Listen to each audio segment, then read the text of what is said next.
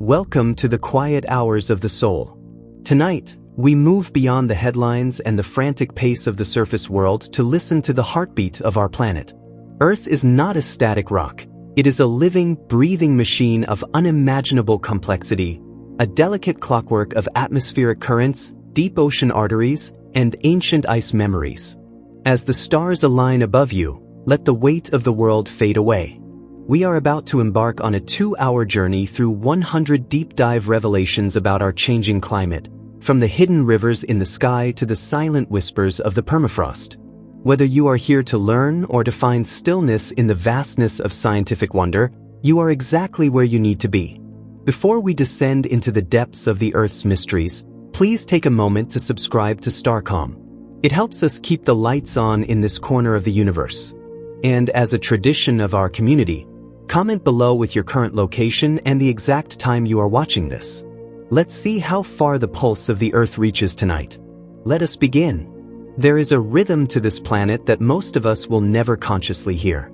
It is not a sound, exactly, or perhaps it is the oldest sound, the kind that exists beneath the threshold of human perception, vibrating through stone and sea and sky in frequencies that predate language, predate memory, predate the first tentative stirring of life in the shallow tidal pools of the early Archean. The Earth breathes. Not as we breathe, not with the urgent, desperate pull of lungs seeking oxygen, but with a patience that is almost incomprehensible when measured against the brief flicker of a human lifetime. It exhales carbon dioxide through volcanic rifts and hydrothermal vents. It inhales it back through limestone formation, through the photosynthesis of forests, through the slow, magnificent labor of oceanic chemistry. The entire planet is a single, enormously complex respiratory system, and we are only beginning, in the grandest sense, to understand the mechanics of each exhale, each inhale, each pause between breaths. To study climate is to press your ear to the chest of something ancient and immeasurable and try to learn the language of its heartbeat. Every ice core drilled in Antarctica, every sediment layer read from the ocean floor, every isotopic ratio measured in fossilized coral, these are attempts to decode a conversation the Earth has been having with itself for 4.5 billion years. We are newcomers to this conversation. But the conversation has always been happening with or without us. Approximately 56 million years ago, something extraordinary happened to the climate of this planet. In geological terms, it happened in an instant, perhaps over the span of 20,000 years, perhaps fewer. In human terms, it is an almost unimaginable duration, longer than our entire species has existed on Earth. And yet, measured against the 4 billion-year biography of the planet, it was little more than a blink. This event is known as the Paleocene thermal maximum, and it stands as one of the most dramatic and instructive episodes in the entire climate record. Somewhere in the deep fabric of the Paleocene epoch, between 55 and 56 million years ago, a massive pulse of carbon entered the atmosphere and the ocean. The exact source remains a subject of debate among paleoclimatologists. It may have been the destabilization of methane hydrates on the seafloor, triggered by a surge of volcanic activity along what would one day become the North Atlantic. It may have been the catastrophic combustion of buried organic carbon. It may have been some combination of both, one feeding the other in a cascade of feedback loops that amplified the initial perturbation far beyond its original magnitude. What we know with certainty is what happened next. Global temperatures rose by 5 to 8 degrees Celsius over a relatively short period. The deep ocean warmed. The carbonate saturation of seawater shifted dramatically. Entire communities of benthic foraminifera, tiny, shell-building organisms that lived on the seafloor, went extinct, replaced by forms adapted to the new, more acidic conditions. Meanwhile, on land, the tropics expanded poleward. Subtropical forests pushed into latitudes that today we associate with temperate climates. And then, slowly over the following 100,000 years or more, the carbon was drawn back down. The climate cooled. The Earth found its equilibrium again. The Paleocene thermal maximum is studied obsessively today not because it is a perfect analog for what we are doing to the climate now. The rates of carbon injection were likely far slower than current human emissions, but because it offers a window into how the Earth system responds when carbon is added in large quantities. It is a natural experiment, conducted across millions of years of geological time, and its lessons are written in rock and shell and the microscopic calcified remains of creatures that no longer exist. The atmosphere is not a single, undifferentiated blanket of air draped loosely over the planet's surface. It is a precisely stratified system, layered with a structural complexity that rewards careful attention and repays patient study with an understanding of some of the most consequential processes in Earth's climate. Begin at the surface, where you stand or sit or move through your daily life. The layer in which all of this takes place, in which weather happens, in which storms are born and die, in which the great convective columns of warm, moisture-laden air rise and eventually break into the cascading architecture of thunderstorms, is called the troposphere. It extends, on average, to about 12 kilometers above the surface, though it reaches higher over the warm equatorial regions and lower over the cold poles. Within this layer, temperature generally decreases with altitude, and it is this temperature gradient that drives the vertical mixing responsible for weather. Above the troposphere sits the stratosphere, separated from the lower atmosphere by a boundary called the tropopause. Here, the relationship between temperature and altitude inverts. The stratosphere actually warms with increasing altitude, primarily because of the absorption of ultraviolet radiation by ozone molecules. This temperature inversion suppresses vertical mixing, making the stratosphere a region of extraordinary stability and slow, horizontal circulation. It is in the stratosphere that the ozone layer resides, performing its ancient and vital function as a shield against the most energetic solar radiation. Higher still, the mesosphere and thermosphere extend into the near vacuum of near space, where atmospheric density becomes so low that the concept of temperature itself must be understood differently. The energy balance of the entire atmosphere, how much solar radiation comes in, how much is reflected, how much is absorbed, how much is re-radiated back to space, governs the surface temperature of the planet. Understanding this balance, in all its intricate detail, is the central project of climate science. There is something quietly profound about the concept of albedo. Derived from the Latin word for whiteness, it describes the fraction of incoming solar radiation that a surface reflects back into space rather than absorbing. A fresh snowfield has an albedo approaching 0.9, meaning it bounces back 90% of the sunlight that strikes it. The open ocean has an albedo of around 0.06, absorbing the vast majority of the energy that reaches its surface. Forests, depending on their type and condition, fall somewhere in between. Desert sands reflect more than tropical jungles. Cities reflect more than wetlands. And it is this patchwork of reflectivities, distributed unevenly across the face of the Earth, that helps determine how much solar energy the planet as a whole retains. The global average albedo of the Earth is roughly 0.30. We reflect about 30% of incoming solar radiation back to space and absorb the remaining 70%. But this number is not fixed. It shifts with the seasons as snow and ice expand and contract. It shifts over decades and centuries as land use changes, as deserts advance or retreat, as forests are cleared or regrown. And it shifts in ways that can create feedback loops of remarkable power and consequence. Consider ice. When ice exists at the poles and at high altitudes, it reflects solar energy back to space, helping to keep the planet cool. But if warming begins to melt that ice, the dark ocean or bare ground beneath it is exposed. These surfaces have far lower albedos than the ice they replace. They absorb more solar energy. The absorbed energy warms the surface further. More ice melts. The cycle reinforces itself. This is the ice albedo feedback, and it is one of the primary reasons why the Arctic is warming at roughly 4 times the global average rate. The feedback amplifies the original warming signal in a loop that, once engaged, has its own momentum. Understanding albedo is understanding one of the Earth's most fundamental thermostats, and recognizing that tampering with it, even indirectly, carries consequences that ripple through the entire climate system. In the interior of Antarctica, at a place called Dome C, the ice is nearly 3.5 kilometers thick. It has been accumulating, layer by silent layer, for 800,000 years. Each year's snowfall compresses the year before it, gradually transforming from loose crystals to dense firn and finally to solid ice, trapping within itself a meticulous record of the atmospheric conditions that existed at the time of its formation.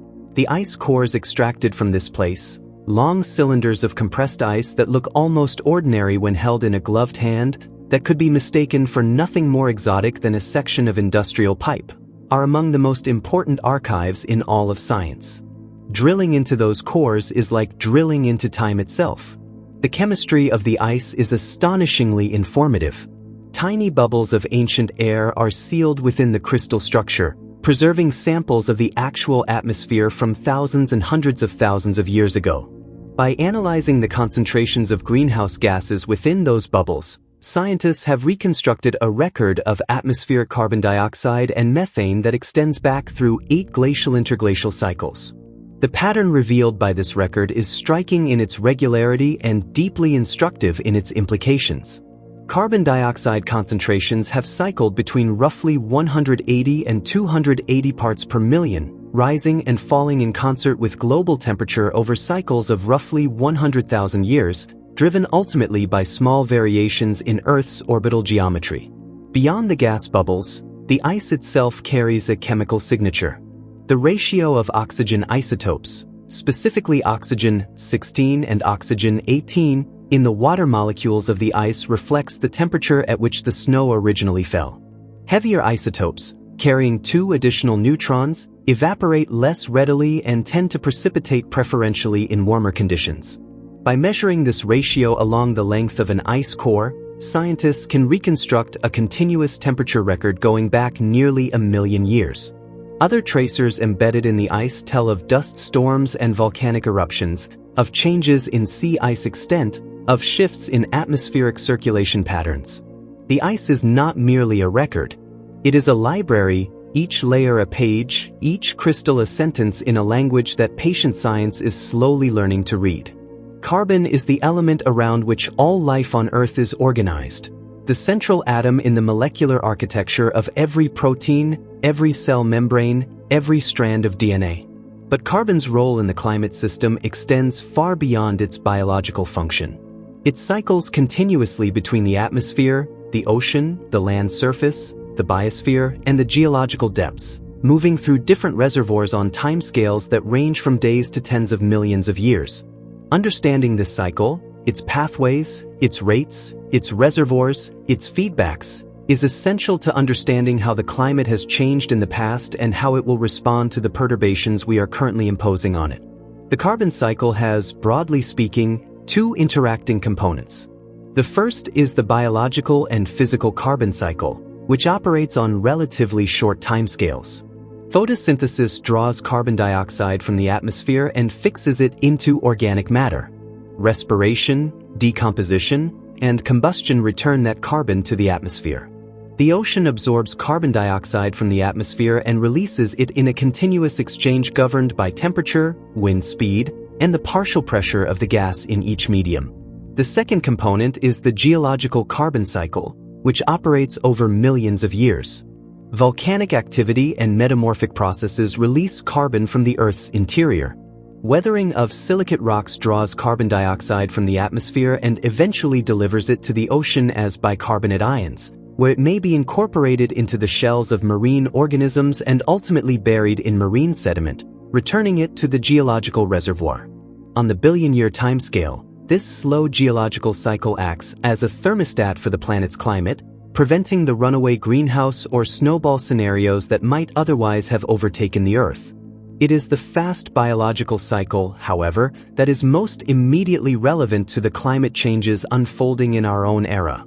For we are mining the geological reservoir at a rate millions of times faster than volcanic processes can replenish it, injecting ancient carbon into the fast cycle with consequences that will take millennia to fully equilibrate.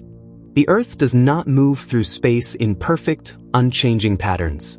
Its orbit, its axial tilt, the wobble of its poles, all of these vary over time according to the gravitational influences of the other planets, particularly the massive outer giants Jupiter and Saturn. These variations are slow, measured in tens of thousands to hundreds of thousands of years. But they are consequential. They alter the distribution of solar energy across the latitudes of the Earth, shifting the amount of sunlight reaching the high northern latitudes in summer, and it is this seasonal, high-latitude insolation that appears to control the waxing and waning of ice ages. The Serbian mathematician Milutin Milanković spent decades in the early 20th century calculating these orbital variations and their effects on Earth's radiation budget. He identified three principal cycles. The first is the eccentricity cycle, in which the shape of Earth's orbit around the Sun varies from nearly circular to slightly elliptical and back over a period of approximately 100,000 years. The second is the obliquity cycle, in which the tilt of Earth's rotational axis varies between about 22.1 and 24.5 degrees over a period of roughly 41,000 years. Currently, Earth's tilt stands at approximately 23.5 degrees, on the decreasing trend that corresponds to a period of glacial tendency. The third cycle is precession, the slow wobble of Earth's rotational axis, like the wobble of a spinning top, which completes a cycle over roughly 26,000 years. It is the interaction of these cycles, and their resonance with the climate system's own internal feedbacks, that produces the glacial-interglacial rhythm recorded so beautifully in ice cores and ocean sediments. The climate does not simply follow the Milanković forcing directly.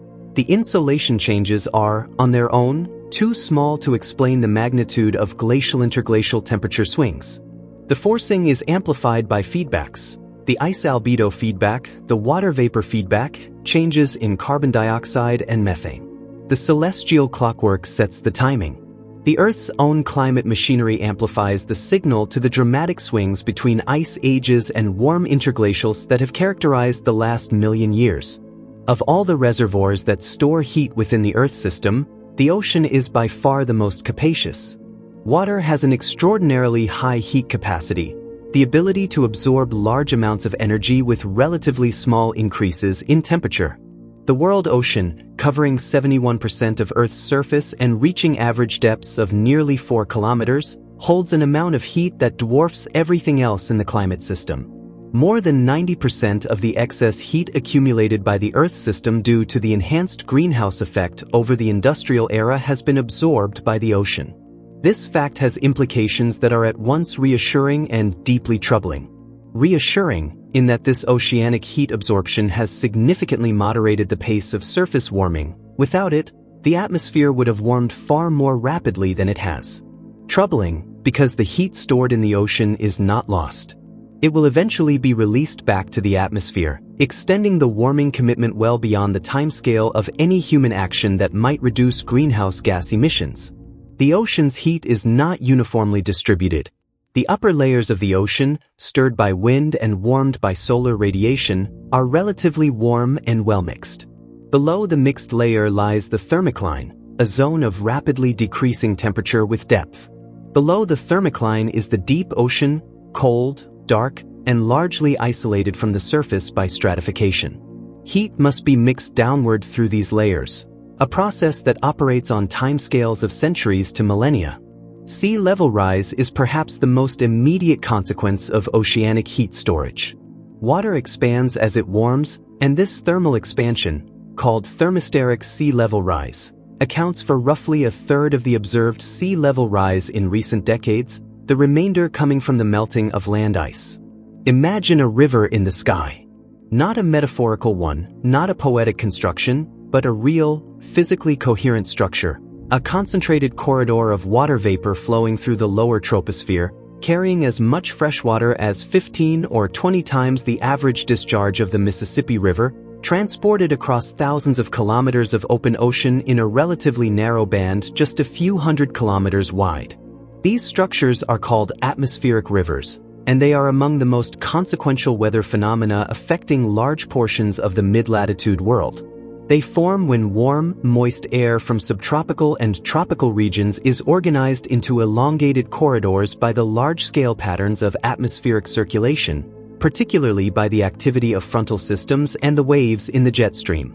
The most studied of these, known informally as the Pineapple Express, draws moisture from the waters around Hawaii and channels it across the North Pacific toward the coasts of California, Oregon, and Washington, where it encounters the coastal mountain ranges, rises, cools, and releases its enormous cargo of water vapor as intense precipitation. The consequences of these events range from profoundly beneficial to catastrophically destructive, depending on their intensity and duration. Moderate atmospheric river events provide a significant portion of the annual precipitation for the western United States and other mid-latitude regions. During drought years, a well-timed atmospheric river event can partially or substantially restore depleted reservoirs. But extreme events, particularly when they persist for multiple days and focus their precipitation on landscapes already saturated by previous events, can trigger catastrophic flooding, debris flows, and landslides. In a warming climate, atmospheric rivers are expected to intensify. Warmer air holds more water vapor, roughly 7% more for each degree Celsius of warming, following the Clausius-Clapeyron relation. The rivers in the sky will carry more water, and when they release it, they will release it with greater force. In the sunlit upper layers of the world's oceans, invisible to the naked eye but visible in aggregate from space, as blooms of turquoise and green spreading across hundreds of thousands of square kilometers, live the most consequential organisms in Earth's climate system.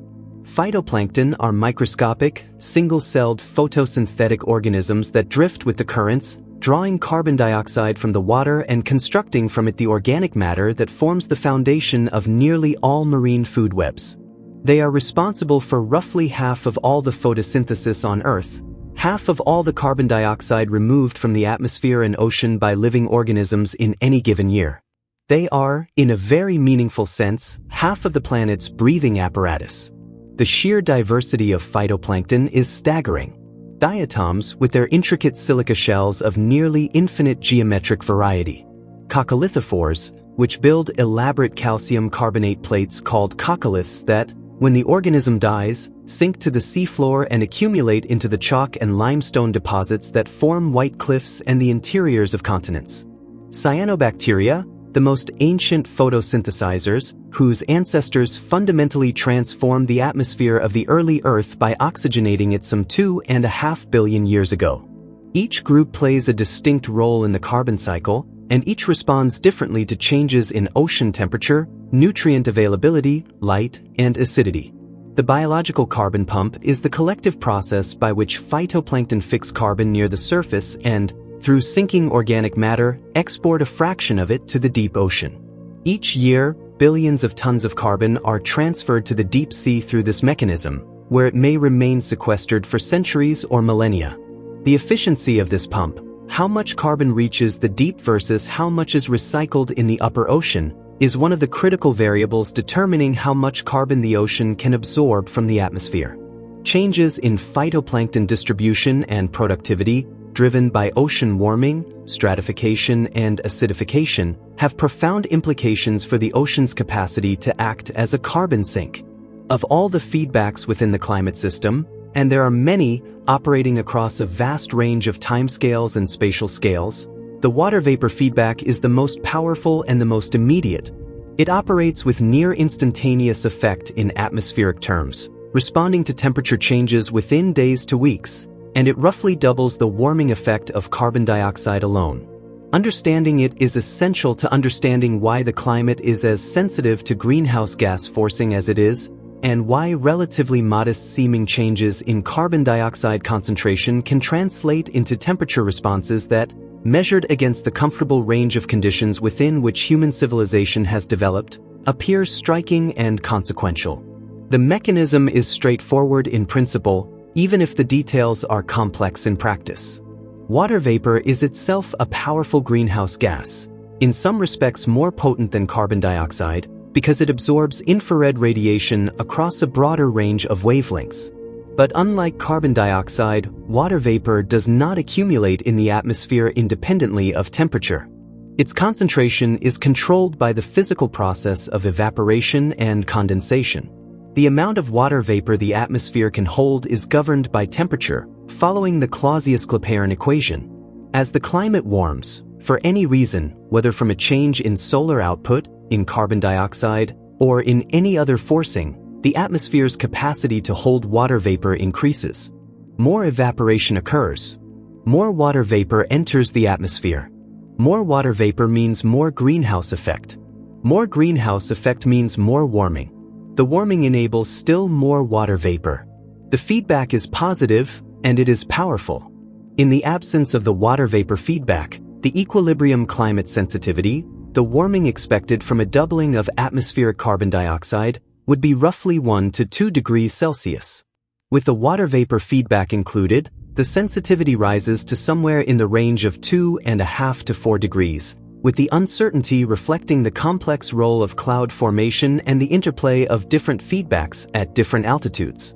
There is a seasonal rhythm to the atmosphere over the great landmasses of Asia and Africa, a rhythm that has shaped the agriculture, the culture, the mythology, and the survival of billions of people for thousands of years. The monsoon is not simply a season of rain, though it is certainly that.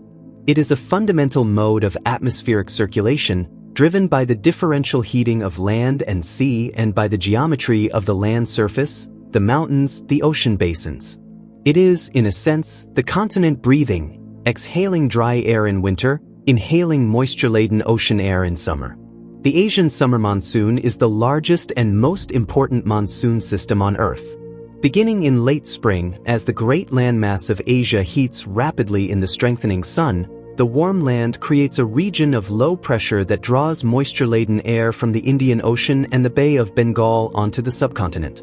The monsoon onset moves northward and westward over the weeks of June and July, advancing across southern India, Bangladesh, the Indo-Gangetic Plain, reaching Pakistan and Afghanistan by July.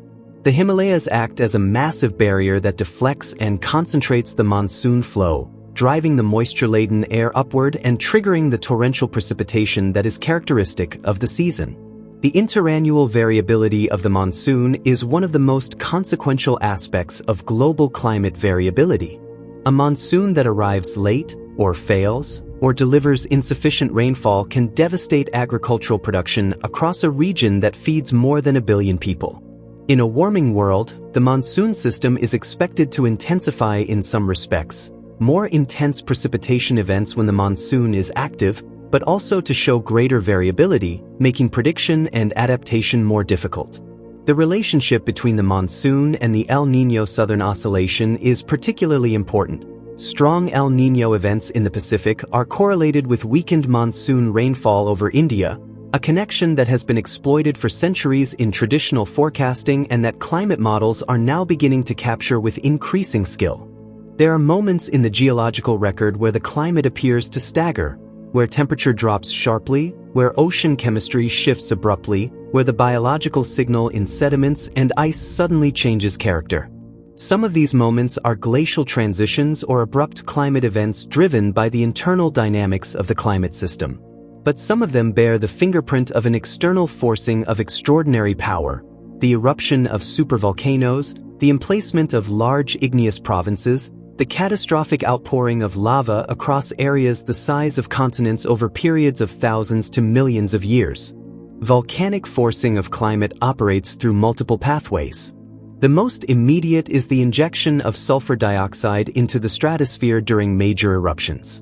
Once in the stratosphere, sulfur dioxide reacts with water vapor to form sulfate aerosols, tiny droplets of sulfuric acid that scatter incoming solar radiation back into space, cooling the surface.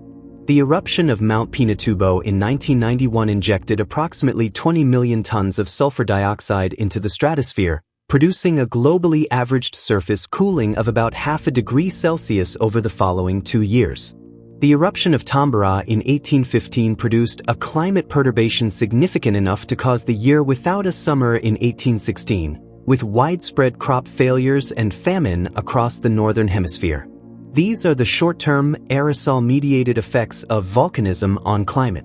On longer timescales, the carbon dioxide released by volcanic activity acts as a slow source of greenhouse gas, contributing to the long-term carbon cycle thermostat. And the most extreme episodes of volcanism in Earth's history, the eruption of the Siberian traps at the end of the Permian period, approximately 252 million years ago, the Deccan traps at the end of the Cretaceous, are associated with the most severe mass extinction events in the fossil record, suggesting that the climatic and ocean chemical perturbations they induced were profound enough to reshape the entire biosphere. Methane is a molecule of deceptive simplicity, one carbon atom bonded to 4 hydrogen atoms, a compact tetrahedral structure that is the principal component of natural gas and the product of the metabolic activity of countless organisms that have never, so far as we know, given a moment's thought to the atmospheric consequences of their digestion. And yet methane is a greenhouse gas of considerable potency, roughly 80 times more powerful than carbon dioxide at trapping heat over a 20-year period, though it has a shorter atmospheric lifetime of roughly 12 years, compared to centuries for much of the carbon dioxide we emit. Its presence in the atmosphere, and its variations over time, constitute one of the most intriguing and consequential aspects of the climate story. The sources of methane are diverse and span both the natural and the anthropogenic. Wetlands are the largest natural source, releasing methane through the anaerobic decomposition of organic matter in waterlogged soils. Cattle and other ruminants produce it through enteric fermentation in their digestive systems. Rice paddies create methane through the anaerobic decomposition of organic matter in flooded fields. Permafrost contains enormous reservoirs of organic carbon that, when thawed, is decomposed by microorganisms and released partly as methane. And beneath the seafloor, in the cold, high-pressure environments of the continental margins, vast quantities of methane are locked in ice-like structures called methane hydrates or clathrates, stable only under the specific conditions of temperature and pressure that currently prevail. The ice core record shows that methane concentrations have varied significantly across glacial-interglacial cycles, from roughly 350 parts per billion during glacial maxima to around 700 parts per billion during warm interglacials. Today, methane concentrations exceed 1,900 parts per billion, nearly 3 times the highest levels seen in the ice core record over the last 800,000 years. The rate of increase has itself been accelerating since around 2007, after a period of relative stabilization, and the causes of this renewed acceleration are still being debated. Beneath the tundra of Siberia, Alaska, Canada, and the Tibetan Plateau lies a world of frozen soil and ice that most of humanity has never seen and until recently had little reason to think about. Permafrost, ground that has remained at or below 0 degrees Celsius for at least 2 consecutive years, though in practice much of it has been frozen for thousands of years, underlies roughly 25% of the northern hemisphere's land surface. It locks within its frozen matrix an almost incomprehensible quantity of organic carbon, an estimated 1.5 trillion metric tons, roughly twice the amount currently present in the atmosphere. This carbon accumulated over thousands of years as plants and animals died in the Arctic tundra and were incorporated into the soil, only to be frozen before decomposition could return their carbon to the atmosphere. As long as the permafrost remains frozen, this carbon is held in geological escrow. The organisms that would decompose it, bacteria, fungi, the full community of the soil microbiome, are immobilized by the cold. The chemistry of decomposition cannot proceed. But as the Arctic warms, and the Arctic is warming faster than anywhere else on Earth, the permafrost begins to thaw. The surface layer of soil above the permafrost, called the active layer, deepens. Microbial communities reactivate. Decomposition begins. Carbon accumulated over millennia begins to be released into the atmosphere as carbon dioxide and methane. This is the permafrost carbon feedback, and it is one of the most discussed and most genuinely uncertain elements of the long-term climate projection. Current estimates suggest that permafrost could release between 130 and 160 billion tons of carbon dioxide equivalent by 2100 under high warming scenarios, roughly equivalent to the current annual emissions of the United States sustained for 15 to 20 years. Permafrost thaw also has dramatic physical consequences beyond the atmospheric chemistry. The ground subsides as the ice within it melts, creating bizarre and striking landscapes of thermokarst lakes, sunken terrain, and toppling trees in what has been called drunken forests. Along the western coast of South America, Peruvian fishermen have known for centuries that in some years, usually around Christmas time, the cold, nutrient-rich waters of the Humboldt Current are displaced by a warm tongue of water from the west, and the fish disappear, and the rains fall where they are not expected. They named this phenomenon El Niño, the child, after the Christ child, whose feast coincided with its seasonal onset. What they were observing was the regional expression of one of the most powerful modes of natural climate variability on Earth, the El Niño Southern Oscillation, a coupled oceanic atmospheric phenomenon that reorganizes the entire tropical Pacific on timescales of 2 to 7 years and whose ripple effects are felt in rainfall patterns, temperature anomalies, and agricultural outcomes across nearly every continent. Under normal conditions in the tropical Pacific, the trade winds blow from east to west, driving warm surface water toward the western Pacific and allowing the cold, deep waters of the Humboldt Current to well up along the South American coast. This configuration, warm west, cool east, a tilted thermocline, is the baseline around which the El Niño oscillation operates. During an El Niño event, the trade winds weaken. The warm water that has been piled up in the west slides eastward. Sea surface temperatures in the central and eastern Pacific rise dramatically. The altered thermal pattern reorganizes the atmospheric convection of the tropics, shifting rainfall patterns that are normally anchored to the warm pool of the western Pacific. India may experience drought. Australia may burn. The American Southwest and southern South America may see flooding. The disruption cascades through ecosystems, agricultural systems, and water supplies across a breathtaking portion of the inhabited world, making El Niño one of the most significant short-term climate events that operational forecasters must predict and that governments and farmers must plan for. High above the surface of the Earth, in the upper troposphere at altitudes between 7 and 12 kilometers, there flows a river of wind that can exceed 300 kilometers per hour and that circles the globe in a sinuous, meandering band. The jet stream, there are actually several, 2 in each hemisphere, but the mid-latitude polar jet stream of the northern hemisphere is the one most consequential for the weather of Europe and North America, is driven by the temperature contrast between the warm tropics and the cold polar regions. The greater the temperature gradient between these two zones, the tighter and more stable the jet stream tends to be. The jet stream is not merely a curiosity of atmospheric dynamics. It is the master controller of mid-latitude weather, the boundary between polar and subtropical air masses, the track along which storms develop and move. When the jet stream runs in a relatively tight, nearly circular pattern around the pole, the weather patterns it generates tend to be progressive, moving from west to east with reasonable speed and predictability. But the jet stream also has a tendency toward larger, more meandering waves, the Rossby waves, named after the meteorologist Carl Gustav Rossby, who first described them mathematically in the 1930s. These large amplitude waves can become quasi-stationary, holding weather patterns in place for days or weeks at a time, producing the prolonged heat waves, cold spells, and persistent precipitation events that are so disruptive to human activities and ecosystems. There is a hypothesis, still actively debated among atmospheric scientists, that the rapid warming of the Arctic, which is reducing the temperature contrast between the pole and the mid-latitudes, is causing the jet stream to become more wavy and more prone to these persistent, blocking patterns.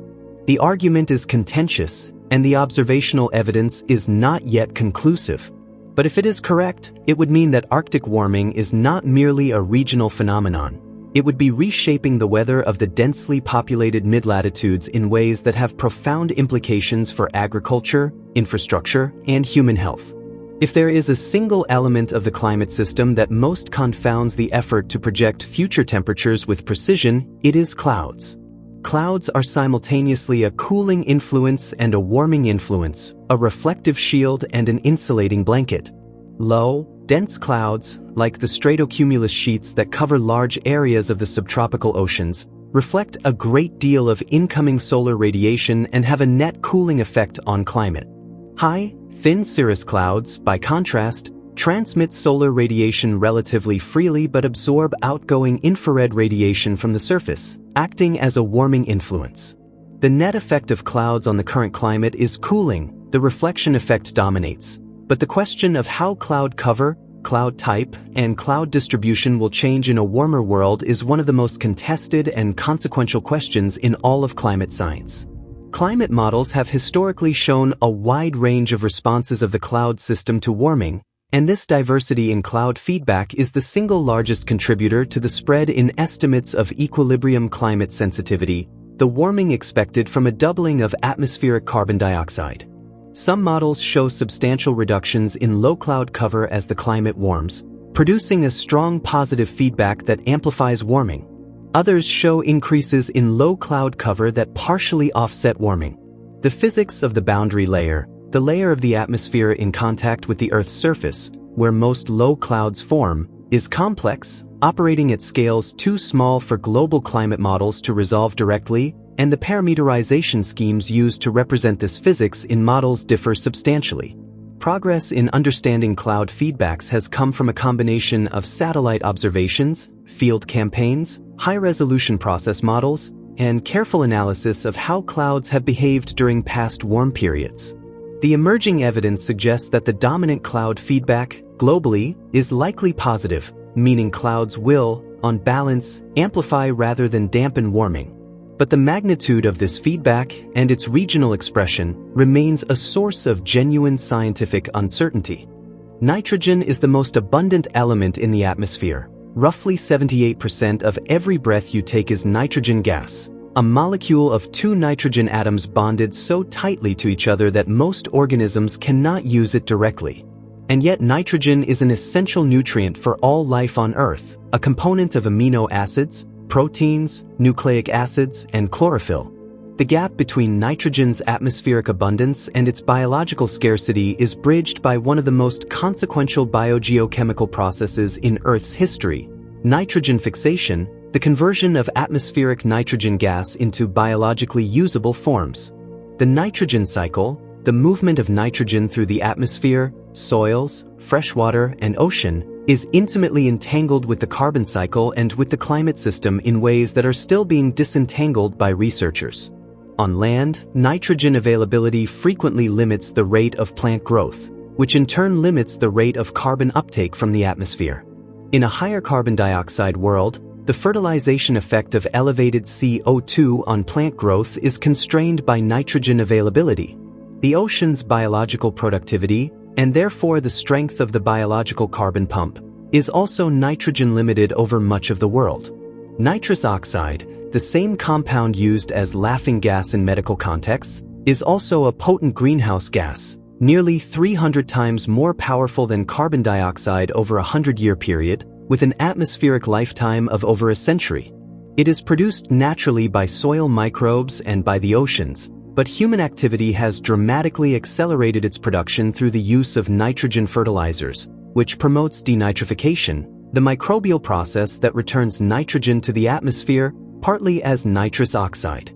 The complex feedbacks between nitrogen availability, ecosystem productivity, carbon sequestration, and nitrous oxide emissions make the nitrogen cycle one of the most challenging but important aspects of the Earth system to include in comprehensive climate projections. South of 40 degrees southern latitude, the geography of the world changes character. The great land masses of the northern hemisphere give way to open ocean, interrupted only by the scattered islands of the subantarctic and, ultimately, the frozen continent of Antarctica itself.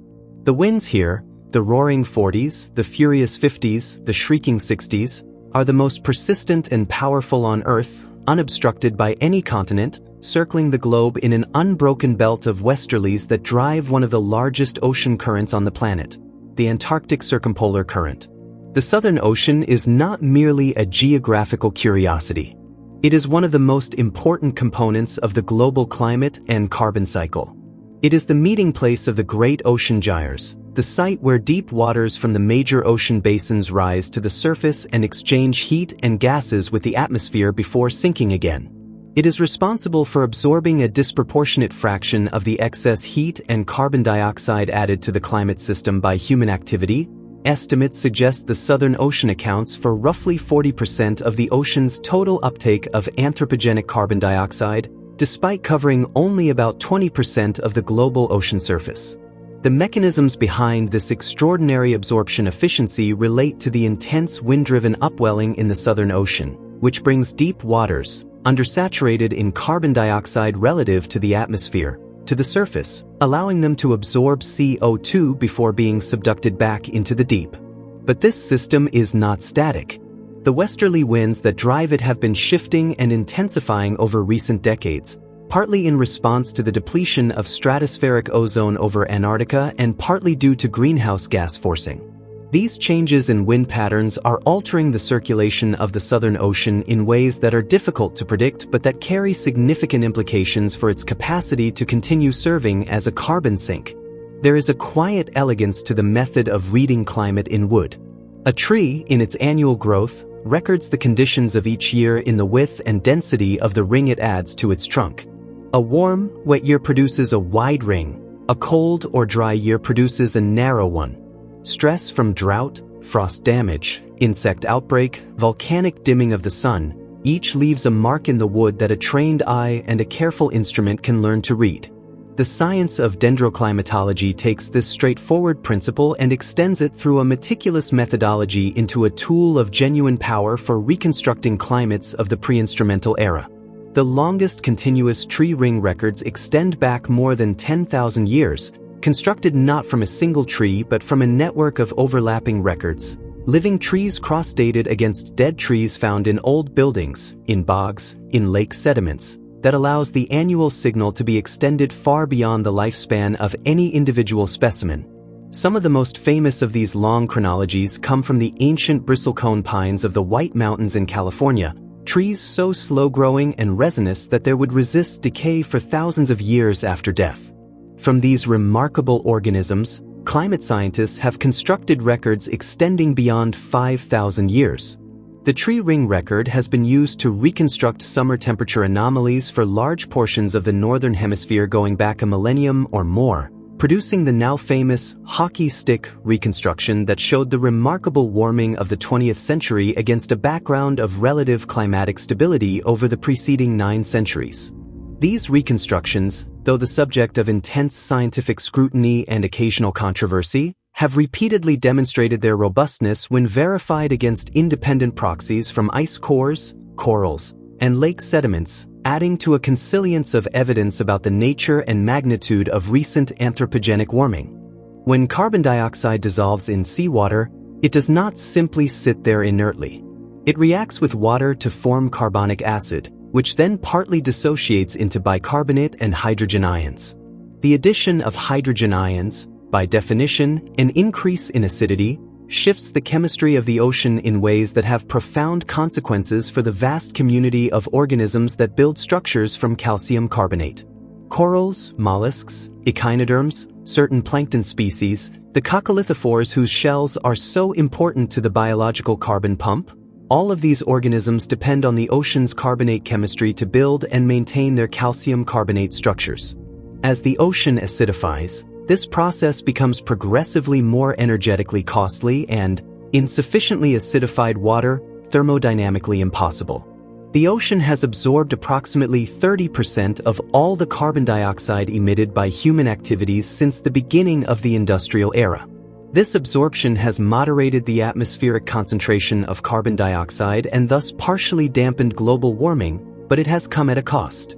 Ocean pH, a logarithmic measure of acidity, has declined by about 0.1 units since pre-industrial times, representing a 26% increase in hydrogen ion concentration. This may not sound dramatic, but the geological context is sobering. The rate of ocean acidification is unprecedented in the last 66 million years, and possibly in the last 300 million years. The organisms most vulnerable to this change are not merely interesting natural curiosities. They form the structural base of marine food webs and the physical scaffolding of reef ecosystems that shelter roughly a quarter of all marine species. The pteropods, tiny swimming snails sometimes called sea butterflies, that are dissolving in the increasingly acidic waters of the Southern Ocean are a harbinger of what more widespread ocean acidification portends for marine biodiversity and the services the ocean provides to human civilization. Beneath your feet, in the layer of earth extending from the surface to depths of a meter or more, lies one of the most complex and least understood ecosystems on the planet. Soil is not merely dirt. It is a living system of extraordinary biological diversity. A teaspoon of healthy agricultural topsoil may contain 1 billion bacteria, several hundred meters of fungal filaments, thousands of protozoa, and dozens of nematodes. It is also one of the largest reservoirs of organic carbon on the terrestrial surface. Global soil carbon stocks are estimated at roughly 1.5 to 2.4 trillion metric tons in the top 2 meters of soil, more than twice the carbon currently in the atmosphere, and more than 3 times all the carbon in living vegetation. Soil carbon is both a store and a flow. Carbon enters the soil through the decomposition of plant litter, root exudates, and the death of soil organisms. It leaves through respiration, the metabolic activity of soil microbes consuming organic matter and releasing carbon dioxide and methane. The balance between these inputs and outputs determines whether soil is a net carbon sink or source, and this balance is sensitive to temperature, moisture, land management, and the character of the vegetation above. As temperatures rise, the rate of microbial decomposition in soils generally increases. The chemical kinetics of biological processes speed up with warmth. This is potentially a positive feedback. Warming releases soil carbon, which warms the atmosphere further, which releases more soil carbon. The magnitude and timescale of this soil carbon feedback is uncertain, partly because soil microbes are themselves adapted to local temperatures, and their response to warming is not as simple as basic chemistry would predict. Land management choices, tillage practices, cover cropping, the maintenance of perennial vegetation, can dramatically influence soil carbon stocks in either direction, making soil a potential lever for climate mitigation as well as a potential source of vulnerability. The imagination, confronted with the idea of a snowball Earth, tends to stumble. Not a cold climate, not an expanded ice age, but something more extreme than anything in the current range of human experience or memory, an Earth whose entire surface, including the tropical oceans, is frozen beneath a kilometer or more of ice. The sun reflected from the white surface back into space with such efficiency that the planet locks itself into a glacial state from which there appears to be no escape. And yet the geological evidence suggests that something very much like this happened, not once but multiple times, between approximately 720 and 635 million years ago. The evidence takes the form of glacial deposits, striated rocks, glacially polished surfaces, characteristic sediments called diamictites, found in geological formations that, when paleomagnetists determine their original latitude using the record of ancient magnetic fields locked in the rock, turn out to have been at or near the equator. Ice at the equator. The planet truly frozen from pole to pole, or nearly so. The mechanism by which Earth escaped these extreme glaciations is one of the most fascinating stories in geological history. With the ocean surface frozen, the silicate weathering reaction, which normally draws carbon dioxide from the atmosphere, would have been shut down. But volcanic activity would have continued, steadily pumping carbon dioxide into the atmosphere with no way for it to be removed. Over millions of years, the concentration of carbon dioxide would have risen to extraordinary levels, perhaps 300 times the current value, until the greenhouse effect became powerful enough to melt even the glacially locked polar cap, and then, in a runaway deglaciation, the ice retreated rapidly, leaving behind the carbon dioxide concentration and the extraordinary heat that deposited the cap carbonates, layers of carbonate rock found immediately above the snowball glacial deposits throughout the world. The Arctic is not merely warming. It is warming faster than anywhere else on Earth, at roughly 4 times the global average rate. In the span of a human lifetime, the Arctic has transformed from a region of relatively stable, if harsh, conditions into a place where summer sea ice extent has declined by more than 40%, where the thickness of the remaining ice has decreased substantially, where permafrost is thawing, where species ranges are shifting northward, where the Inuit and other indigenous communities who have lived with the Arctic for thousands of years are watching the landscape they know becoming unrecognizable.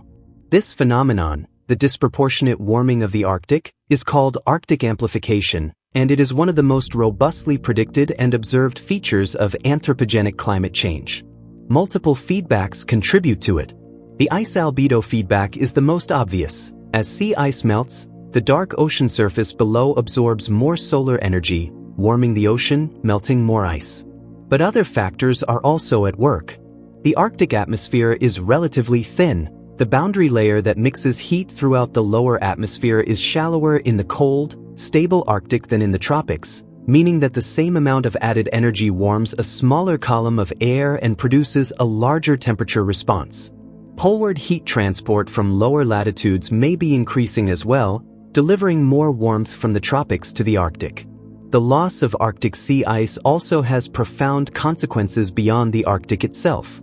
It affects the temperature gradient between the equator and the pole, which drives the jet stream. It alters the surface energy budget of a large portion of the northern hemisphere. It opens shipping routes and exposes seabed resources. And it represents a fundamental alteration of one of the Earth's most important physical features, a change whose full consequences are still being understood. To understand the present climate, and to place it in context, one must be willing to go deep, not merely into the 100,000-year cycles of the ice cores, not merely into the 2 million-year record of the Pleistocene ice ages, but into the deep time of the geological record, where the rock itself encodes climate information in forms that take decades of careful analysis to decipher. The deep time climate record, extending back hundreds of millions of years, reveals a planet far more variable than the relatively stable conditions of the past few million years might suggest, and far more sensitive to perturbations of its energy balance than even the most cautious assessment might prepare one for. In the Cretaceous period, between roughly 145 and 66 million years ago, there were no polar ice caps. The Arctic was temperate. Sea levels were substantially higher than today. Global mean temperatures were perhaps 10 to 15 degrees Celsius warmer than the pre-industrial baseline. The concentration of atmospheric carbon dioxide was several times higher than today, sustained by elevated volcanic activity associated with the rifting of continents and the formation of new ocean floor. Dinosaurs roamed forests at latitudes that today are covered by tundra. The ocean circulation was fundamentally different, with no Antarctic ice sheet to drive the deep overturning circulation that characterizes the modern ocean. These deep-time warm climates are not direct analogs for the future. The continental configuration was different, the solar luminosity was slightly different, the carbon cycle feedbacks operated differently. But they do constrain the range of climate states that are physically possible on a planet like Earth, and they confirm, in the most unequivocal terms, that climates dramatically different from today are not hypothetical. They have actually existed, their signatures preserved in rock and sediment and fossil waiting to be read. There are thresholds within the climate system, tipping points, beyond which a small additional change in forcing can trigger a large, potentially irreversible shift in the state of the system. These are not smooth, linear transitions. They are discontinuities, step changes, qualitative reorganizations of entire ecosystems or circulation systems that, once crossed, are difficult or impossible to reverse on human timescales. Among the most discussed and most concerning of these potential tipping points is the dieback of the Amazon rainforest, a possibility that has moved from the realm of theoretical concern to the focus of urgent empirical study as deforestation, drought, and warming have begun to affect the world's largest tropical forest in ways that suggest the system may be approaching a critical threshold. The Amazon is not merely a collection of trees. It is a vast, semi-closed water cycle in which the forest itself generates much of the rainfall it needs to survive. Trees draw moisture from the soil and transpire it into the atmosphere through their leaves, a process called evapotranspiration, adding to the atmospheric moisture that eventually falls again as rain within and around the forest. This recycling of rainfall, which may produce as much as half of all the precipitation over the Amazon basin, creates a form of internal climate regulation that allows the forest to sustain itself in a region where the dry season, without the moisture recycling from the forest itself, would be far more severe. When deforestation removes a significant fraction of this vegetation, the moisture recycling breaks down. Less transpiration means less rainfall, which stresses the remaining forest, which reduces transpiration further, which reduces rainfall further. Combined with the drying and warming expected from greenhouse gas forcing, this feedback could push the Amazon toward a savannification, a transition from dense tropical rainforest to a more open, less productive savanna that would release enormous quantities of stored carbon and fundamentally alter the climate of South America and the global carbon budget. The greenhouse effect is one of the most misunderstood and misrepresented phenomena in all of popular science, simultaneously invoked and mischaracterized so frequently that it is worth spending time with the actual physics, which is elegant and well-established and has been understood since the mid-19th century. The Swedish chemist Svante Arrhenius, working with pencil and paper in the 1890s, was among the first to calculate quantitatively how changes in atmospheric carbon dioxide concentration would affect global surface temperature, and his estimate of the warming expected from a doubling of carbon dioxide, while slightly higher than modern estimates due to uncertainties in cloud feedbacks, was remarkably close given the computational tools available to him. The greenhouse effect begins with solar radiation. The sun, at a surface temperature of about 5,500 degrees Celsius, emits radiation that peaks in the visible and near-infrared portions of the spectrum. Most of this radiation passes through the atmosphere relatively easily. The atmospheric gases are largely transparent at these wavelengths, and is absorbed by the surface. The surface, warming in response, re-emits radiation. But the surface, being much cooler than the sun, emits at much longer wavelengths, the far infrared or thermal infrared. And it is at these longer wavelengths that certain atmospheric gases are not transparent. Carbon dioxide, water vapor, methane, nitrous oxide, ozone. These molecules absorb the outgoing infrared radiation and re-emit it in all directions, including back toward the surface. The surface is thereby warmed beyond what it would be in the absence of these gases. This is not a novel discovery, not a political interpretation, not a model artifact. It is a physical property of these molecules, demonstrable in laboratory settings, observed in the spectra of other planets, and fundamental to the habitability of Earth as we know it. The concern is not the existence of the greenhouse effect, which has kept Earth warm enough for liquid water and life for billions of years, but its amplification by the addition of greenhouse gases at a rate unprecedented in the human experience. Coral reefs are, in the conventional estimation, the most biodiverse marine ecosystems on Earth. The rainforests of the sea, covering perhaps 2% of the ocean floor but sheltering roughly 25% of all known marine species. They are also among the most sensitive ecosystems to the twin stressors of warming and acidification. But coral reefs are also something else, less widely appreciated but of enormous scientific value. They are climate archives. The calcium carbonate skeletons of coral colonies grow in annual bands, much like tree rings, and encode within their chemical composition a detailed record of the sea surface temperature, salinity, and other environmental variables that prevailed during each year of their growth. By extracting cores from massive coral heads, some of which have been growing for centuries, and analyzing the oxygen isotope ratios and trace element chemistry of each annual band, researchers have reconstructed detailed records of tropical ocean climate extending back hundreds of years before the instrumental record began. Coral-based climate reconstructions have proven especially valuable for the tropics and subtropics, where tree ring records are sparse and ice core records are non-existent. They have revealed the history of El Niño variability, how its frequency and intensity has changed over centuries, and have provided crucial evidence for the temperature and precipitation patterns of the last millennium, allowing climate modelers to test the performance of their models against independent proxy records.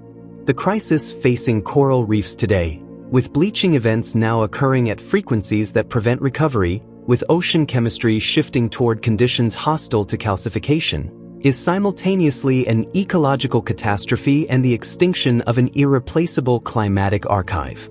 The knowledge locked in the growth of ancient corals is finite, and the conditions that have allowed corals to serve as climate recorders for tens of millions of years are now being fundamentally altered. At the heart of every climate projection, at the foundation of our understanding of how the climate is changing and will continue to change, lies a simple concept that is deceptively profound in its implications. The Earth is currently absorbing more energy from the sun than it is radiating back to space. The planet is, in the language of physics, out of energy balance.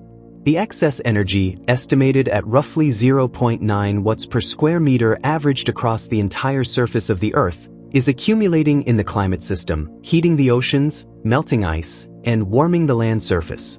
This imbalance is small in absolute terms when measured against the total flows of solar energy through the climate system, which are on the order of 340 watts per square meter. But accumulated over the entire surface of the Earth and over the decades of the industrial era, It represents an extraordinary quantity of energy. The primary tool for measuring this energy imbalance is not a thermometer but a satellite. NASA's Ceres instruments, clouds, and the Earth's radiant energy system have been measuring the top-of-atmosphere energy fluxes since 2000, providing a direct measurement of how much solar energy comes in and how much infrared energy goes out. The difference between these two quantities is the energy imbalance, and these measurements confirm that the Earth is indeed accumulating energy at a rate consistent with the greenhouse forcing from elevated greenhouse gas concentrations. The Argo Float program, which maintains a fleet of nearly 4,000 autonomous profiling floats distributed throughout the global ocean, provides an independent confirmation by measuring the heat content of the ocean directly. The energy imbalance tells us something important.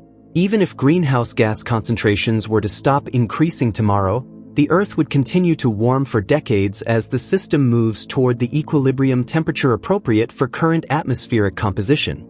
There is a committed warming, sometimes called the warming in the pipeline, that is already determined by the physics of the current situation. Water falling from clouds is not pure. The notion of pure rainwater belongs to a simplified world that does not exist. From the moment a droplet of water condenses onto a cloud condensation nucleus, a microscopic particle of sea salt, dust, soot, sulfate, or any of dozens of other aerosol species, it begins accumulating dissolved gases, absorbing particles it encounters during its fall, incorporating the chemistry of the atmosphere through which it passes. By the time it reaches the ground, rainwater carries within it a chemical signature of the atmosphere at the time and place of its formation.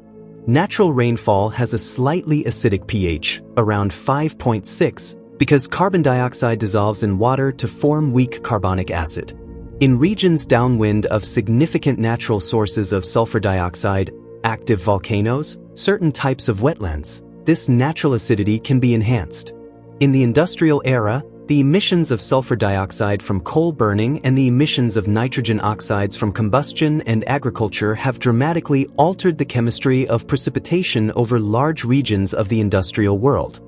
Acid rain, precipitation with pH values well below 5.0, and in some documented cases below 4.0, became one of the defining environmental crises of the mid-20th century, linked to the acidification of lakes and streams in Sweden, Norway, and the Adirondack Mountains of New York, to the dieback of red spruce and other tree species on mountain ridges exposed to acidic fog, and to the slow chemical dissolution of limestone and marble monuments and buildings.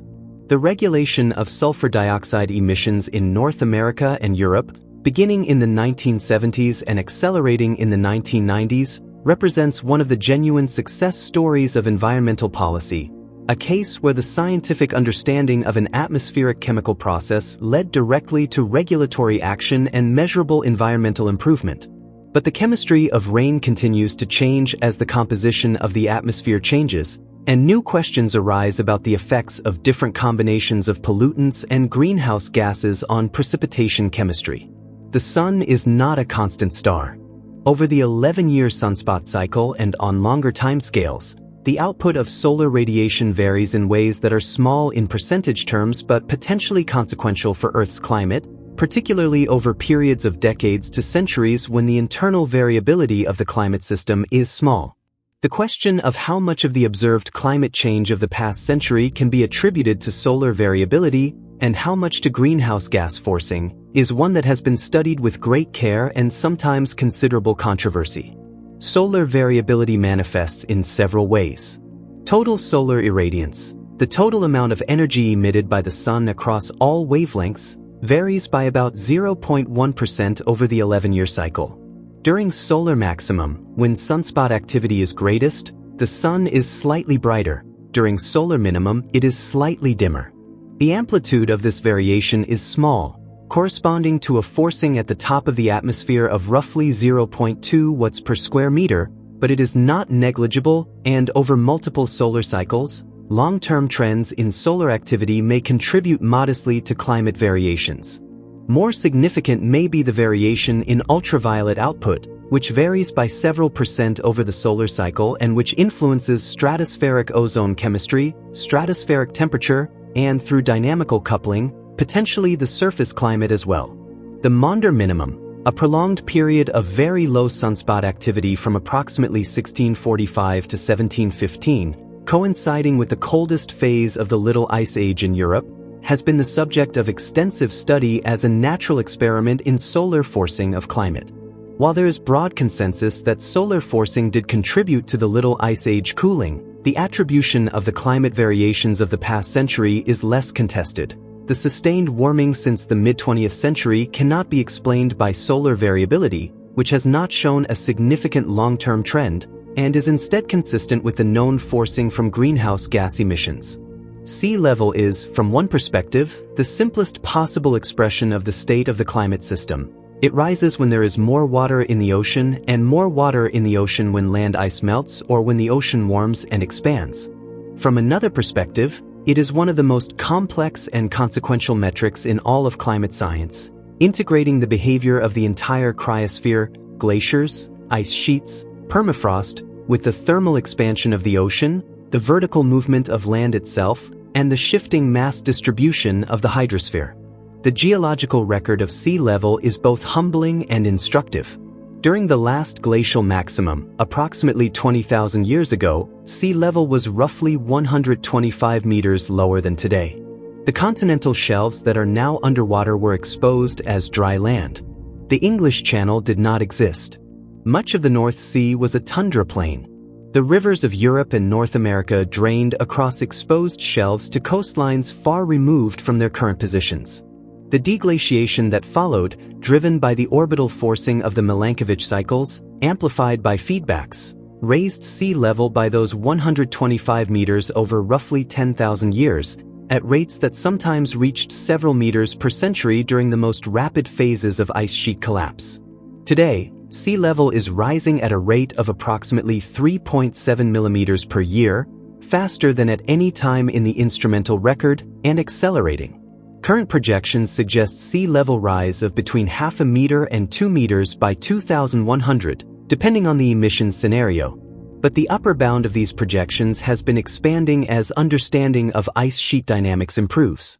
The marine ice sheet instability, a dynamic process by which the grounding line of a marine ice sheet can retreat unstably once it enters deep water, means that the Antarctic ice sheet may contribute far more to sea level rise than previous assessments suggested. Every spring, the world is shrouded in a yellow haze of pollen. Trees and grasses and flowers release billions upon billions of microscopic grains, each one carrying the genetic cargo of the parent plant in a tough, chemically resistant shell designed to survive the journey to its destination. Most pollen travels only a short distance before falling to the ground, to the surface of a lake, or into the accumulating layers of a bog. And once it is buried beneath subsequent sediments, it persists, for thousands, sometimes tens of thousands of years, in a form that is still recognizable and identifiable by the trained eye of a palynologist.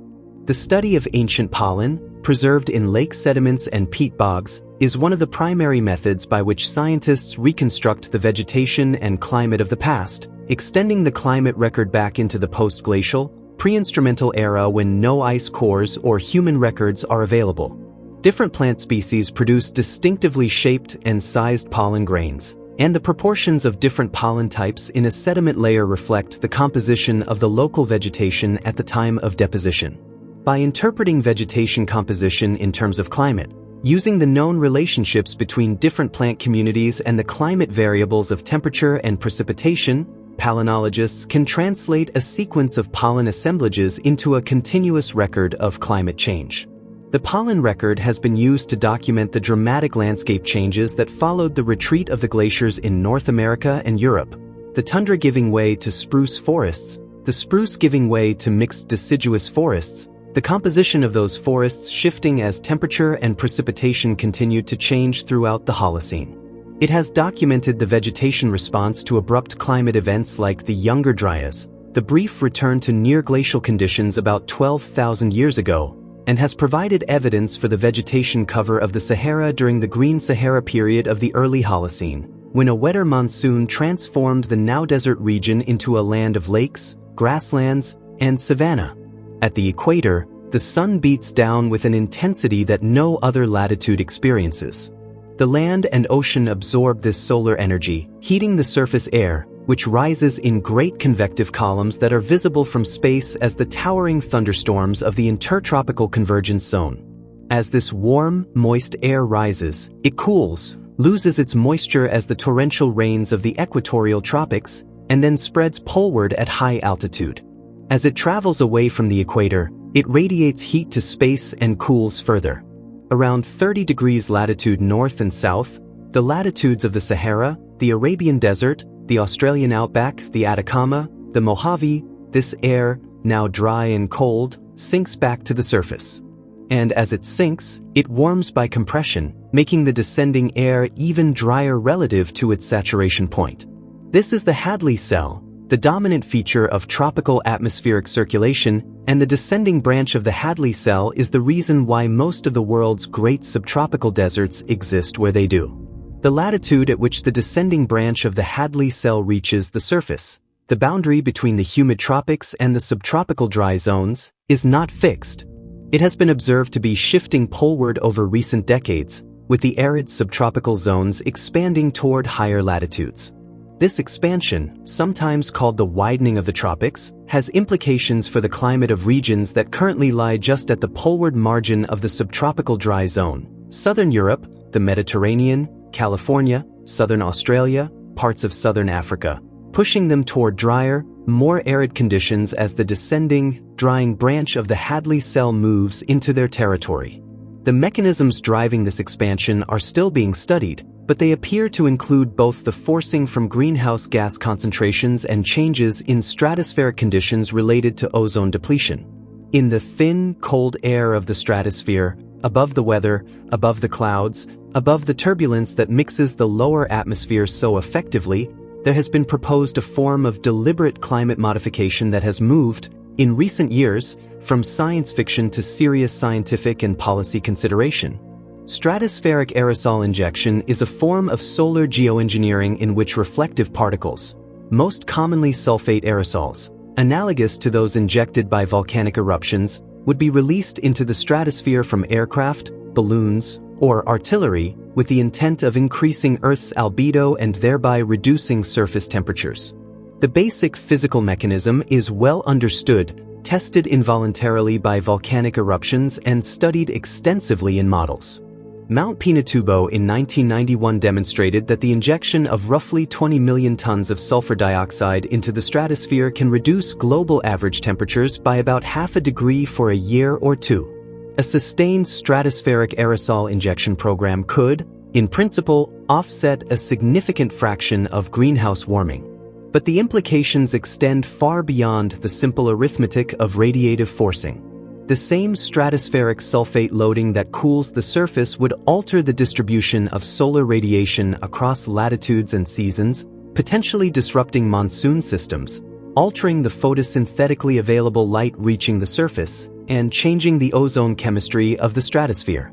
The moral hazard, the risk that the prospect of a technological fix would reduce the urgency of reducing greenhouse gas emissions, is widely cited. And there is the termination shock. If stratospheric aerosol injection were ever begun and then abruptly stopped, the cooling effect would disappear within months while the greenhouse warming it had been masking would reassert itself, producing a rapid warming far more damaging than the gradual warming that had been prevented. Imagine a world emerging from the deep cold of the last ice age. The glaciers are retreating. The tundra is softening. The oceans are warming. After 20,000 years of ice, the world is thawing with a kind of geological momentum, driven by the strengthening summer sun of a Milankovitch-favorable orbit. And then, abruptly, in the space of decades, not millennia, in a span of time approaching the scale of a human lifetime, the warming stops. Temperatures in Greenland plummet by as much as 10 to 15 degrees Celsius. The glaciers advance again. The boreal forests retreat. The megafauna that have been expanding their ranges northward into newly exposed tundra find themselves once again in a world of ice and cold. This event, the Younger Dryas, so named for the mountain flower Dryas octopetala whose pollen appears in European lake sediments at precisely the moment of the cooling, lasted approximately 1,200 years, from about 12,900 to 11,700 years before the present. And then it ended, with the same abrupt speed with which it began. Temperatures in Greenland rose by 10 degrees in a decade. The world returned to its warming trajectory, and the Holocene began. The most widely accepted explanation for the Younger Dryas involves the thermohaline circulation. As the Laurentide ice sheet melted, vast amounts of fresh water were released into the North Atlantic, possibly through the catastrophic draining of the enormous glacial Lake Agassiz. This freshwater influx reduced the salinity of the North Atlantic surface waters, weakening the density-driven sinking that maintains the Atlantic meridional overturning circulation and the Gulf Stream's poleward heat transport. The North Atlantic cooled dramatically. Europe, deprived of the oceanic heating that the Gulf Stream provides, plunged back into near-glacial conditions. The Younger Dryas is a powerful reminder that the climate system can shift rapidly and dramatically in response to relatively specific perturbations, and that the thermohaline circulation, now again under consideration as a potential tipping element, has history on the side of those who regard its sensitivity with serious concern. In the stratosphere, between approximately 15 and 35 kilometers above the surface, a relatively thin layer of ozone, a molecule of 3 oxygen atoms, formed by the action of ultraviolet radiation on ordinary oxygen, performs a function whose importance for the habitability of Earth's surface cannot be overstated. Ultraviolet radiation, particularly the short wavelength UVB and UVC portions of the solar spectrum, is energetic enough to break chemical bonds in biological molecules, including the DNA that stores the genetic information of every living organism. The ozone layer absorbs the vast majority of this damaging radiation before it reaches the surface, and without it, life on land as we know it would be impossible. The discovery in the 1970s and 1980s that synthetic chemicals, primarily the chlorofluorocarbons used in refrigerants, aerosols, and foam-blowing agents, were destroying stratospheric ozone, and that a hole in the ozone layer was developing over Antarctica each southern spring, represented a turning point in humanity's relationship with the atmosphere. It was the first time we recognized that a relatively small amount of an industrial chemical could fundamentally alter the chemistry of the global atmosphere in ways with direct consequences for human health and the biosphere. The Montreal Protocol of 1987, which mandated the phase-out of ozone-depleting substances, is widely regarded as the most successful international environmental treaty in history. Stratospheric ozone concentrations are slowly recovering, and the ozone hole is expected to close completely sometime in the middle of this century. But the ozone story and the climate story are entangled. Ozone depletion has affected the circulation of the southern hemisphere atmosphere in ways that have altered the climate of Antarctica and the Southern Ocean. And some of the substitutes for chlorofluorocarbons are themselves potent greenhouse gases, creating a regulatory challenge that requires simultaneous attention to both atmospheric problems. Antarctica is, in many respects, the most extreme place on Earth. The coldest recorded natural temperature, -89.2 degrees Celsius, measured at the Soviet Vostok station in 1983, is less cold than some nights in the interior of the East Antarctic ice sheet. The continent is technically the largest desert on Earth, receiving less precipitation than the Sahara in most of its interior, yet covered in ice that has been accumulating for 34 million years. It contains 90% of all the freshwater ice on the planet, with enough water to raise global sea levels by approximately 60 meters if it were to melt entirely, a scenario that would unfold over millennia even under extreme forcing scenarios, but whose partial contribution to sea level rise in the coming centuries is among the most consequential and uncertain elements of climate projection. The Antarctic ice sheet is not a single monolithic structure but comprises 2 fundamentally different glaciological regimes. The East Antarctic ice sheet, which contains the vast majority of the ice, sits on bedrock that is largely above sea level, making it inherently more stable than its western counterpart. The West Antarctic ice sheet, by contrast, rests largely on bedrock well below sea level, in some places more than 2 kilometers below, and is fringed by massive ice shelves that float on the ocean and act as buttresses for the glaciers flowing into them. The marine ice sheet instability makes the West Antarctic ice sheet particularly susceptible to a potential runaway retreat, If the ice shelves are destabilized by warming ocean waters, which are already occurring, the grounding line of the glaciers can retreat into deeper water, where more ice is exposed to the ocean, which accelerates melting, which causes further retreat. The Thwaites Glacier, which drains a portion of the West Antarctic ice sheet roughly the size of Florida, has been called the Doomsday Glacier in popular media for precisely this reason, not because its immediate collapse is imminent, but because it is the key to the stability of the larger West Antarctic system, and its behavior in coming decades may determine the long-term trajectory of global sea level rise. Satellite observations taken over the past 3 decades reveal a counterintuitive trend. The vegetated area of the Earth's land surface has been getting greener. More photosynthetically active vegetation, covering a larger area, absorbing more carbon dioxide. This global greening signal, detectable from space as an increase in the leaf area index, the total area of leaves per unit ground area, has been found across a broad range of ecosystems, and its causes are multiple and not uniformly encouraging. Carbon dioxide fertilization is one significant contributor. Carbon dioxide is the raw material of photosynthesis, and elevated concentrations of it in the atmosphere can stimulate plant growth, particularly in regions where carbon dioxide is the limiting factor for photosynthesis. Agricultural intensification with its use of irrigation and fertilizers has also contributed to the greening signal, as have the regrowth of forests in temperate regions of North America and Europe where agricultural land has been abandoned. And warming itself has extended the growing season in high-latitude and high-altitude regions, adding weeks of photosynthetically active time to ecosystems previously constrained by cold. But the paradox of global greening is that it does not straightforwardly translate into increased carbon sequestration that offsets greenhouse gas emissions. Many of the ecosystems showing the strongest greening response are not those with the greatest capacity for long-term carbon storage.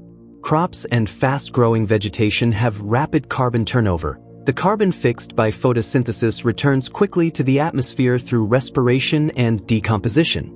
And the greening in some regions is accompanied by drying and vegetation stress in others, the Sahel, parts of the Amazon, the western United States, where warming and changing precipitation are reducing productivity despite elevated carbon dioxide. The net land carbon sink, the difference between the carbon fixed by all terrestrial vegetation and the carbon returned to the atmosphere, does appear to have been growing over recent decades. But its future trajectory under continued warming is uncertain, and the risk that warming will eventually cause the land sink to weaken or reverse is one of the critical unknowns in projections of future atmospheric carbon dioxide concentrations. Consider the paradox of London and Labrador. Both lie at approximately the same latitude, 51 degrees north. And yet London's climate is temperate and maritime, its winters mild enough to sustain gardens of rhododendrons and camellias that would be unthinkable in Labrador, where January temperatures average around -20 degrees Celsius.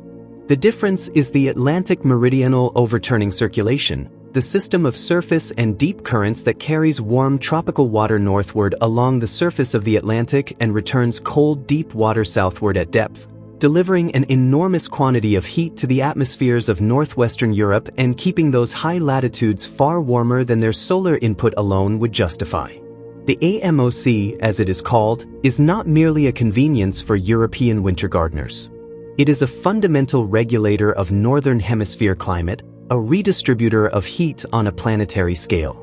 And there is accumulating evidence, from observations of surface salinity and temperature patterns in the North Atlantic, from measurements of the current strength using submarine cable observations and moored instruments, from analyses of climate model simulations, that the AMOC may be in a state of weakening, a trend that, if confirmed and if it continues, would have significant consequences for the climate of northwestern Europe and for the broader pattern of northern hemisphere heat. Distribution. The Younger Dryas offers the most dramatic historical precedent for what a major weakening or collapse of the AMOC might do to European and North Atlantic climate. A cooling of many degrees, widespread drought in the Sahel, shifts in monsoon systems across the tropics. Current projections do not envision a collapse as rapid or complete as the Younger Dryas event, but even a partial weakening would alter the climate of a region home to hundreds of millions of people, reduce the poleward heat transport that currently warms the Arctic, and potentially interact with other tipping elements in the climate system in ways that are difficult to predict. The Sahara Desert is the largest hot desert on Earth, a sea of sand and rock and gravel extending across nearly 9.5 million square kilometers of northern Africa. Each year, the desert releases into the atmosphere somewhere between 1 and 3 billion metric tons of dust, fine mineral particles of silicate and carbonate that are lofted by strong winds to heights of several kilometers and then carried across the Atlantic by the trade winds. Much of this dust falls into the ocean or onto the Amazon basin, where it fertilizes the nutrient-poor rainforest soil with phosphate and trace elements. A fraction of it falls on the Caribbean, where it has been linked to coral disease outbreaks. Some of it reaches the United States. And throughout its journey, it interacts with the climate system in multiple, complex, and sometimes conflicting ways. Dust aerosols scatter and absorb solar radiation, influencing the energy balance of the atmosphere. The sign of this effect, whether dust is net cooling or warming, depends on the optical properties of the dust and on the albedo of the surface beneath it. Dust over a dark ocean tends to have a net cooling effect, while dust over a bright, reflective desert surface may have a warming effect. Dust also provides the nuclei on which ice crystals form in clouds, altering the optical properties and precipitation patterns of cloud systems. In the iron-limited waters of the open ocean, where the availability of iron constrains phytoplankton growth, dust deposition can fertilize blooms of marine life, enhancing the biological carbon pump. And in ice cores, the dust content of each layer records the windiness and aridity of ancient climates. Ice from glacial periods is often far dustier than ice from warm interglacials, reflecting the expanded deserts and stronger winds of glacial climates. The mineral conversation between the continents and the atmosphere has been ongoing for billions of years, shaping climate, fertilizing ecosystems, and linking distant parts of the Earth in cycles of matter that cross ocean basins. Between roughly 1300 and 1850, much of the northern hemisphere experienced a prolonged period of cooler-than-average temperatures, not the dramatic cold of a full glacial period, but a sustained depression of mean temperatures of perhaps half a degree to a degree Celsius that, measured against the extreme sensitivity of pre-modern agricultural and social systems to climate variation, had consequences ranging from crop failures and famines to the advance of mountain glaciers over farmland and alpine villages, from the freezing of the Thames in London's famous frost fairs to the disruption of monsoon patterns that may have contributed to the decline of entire civilizations.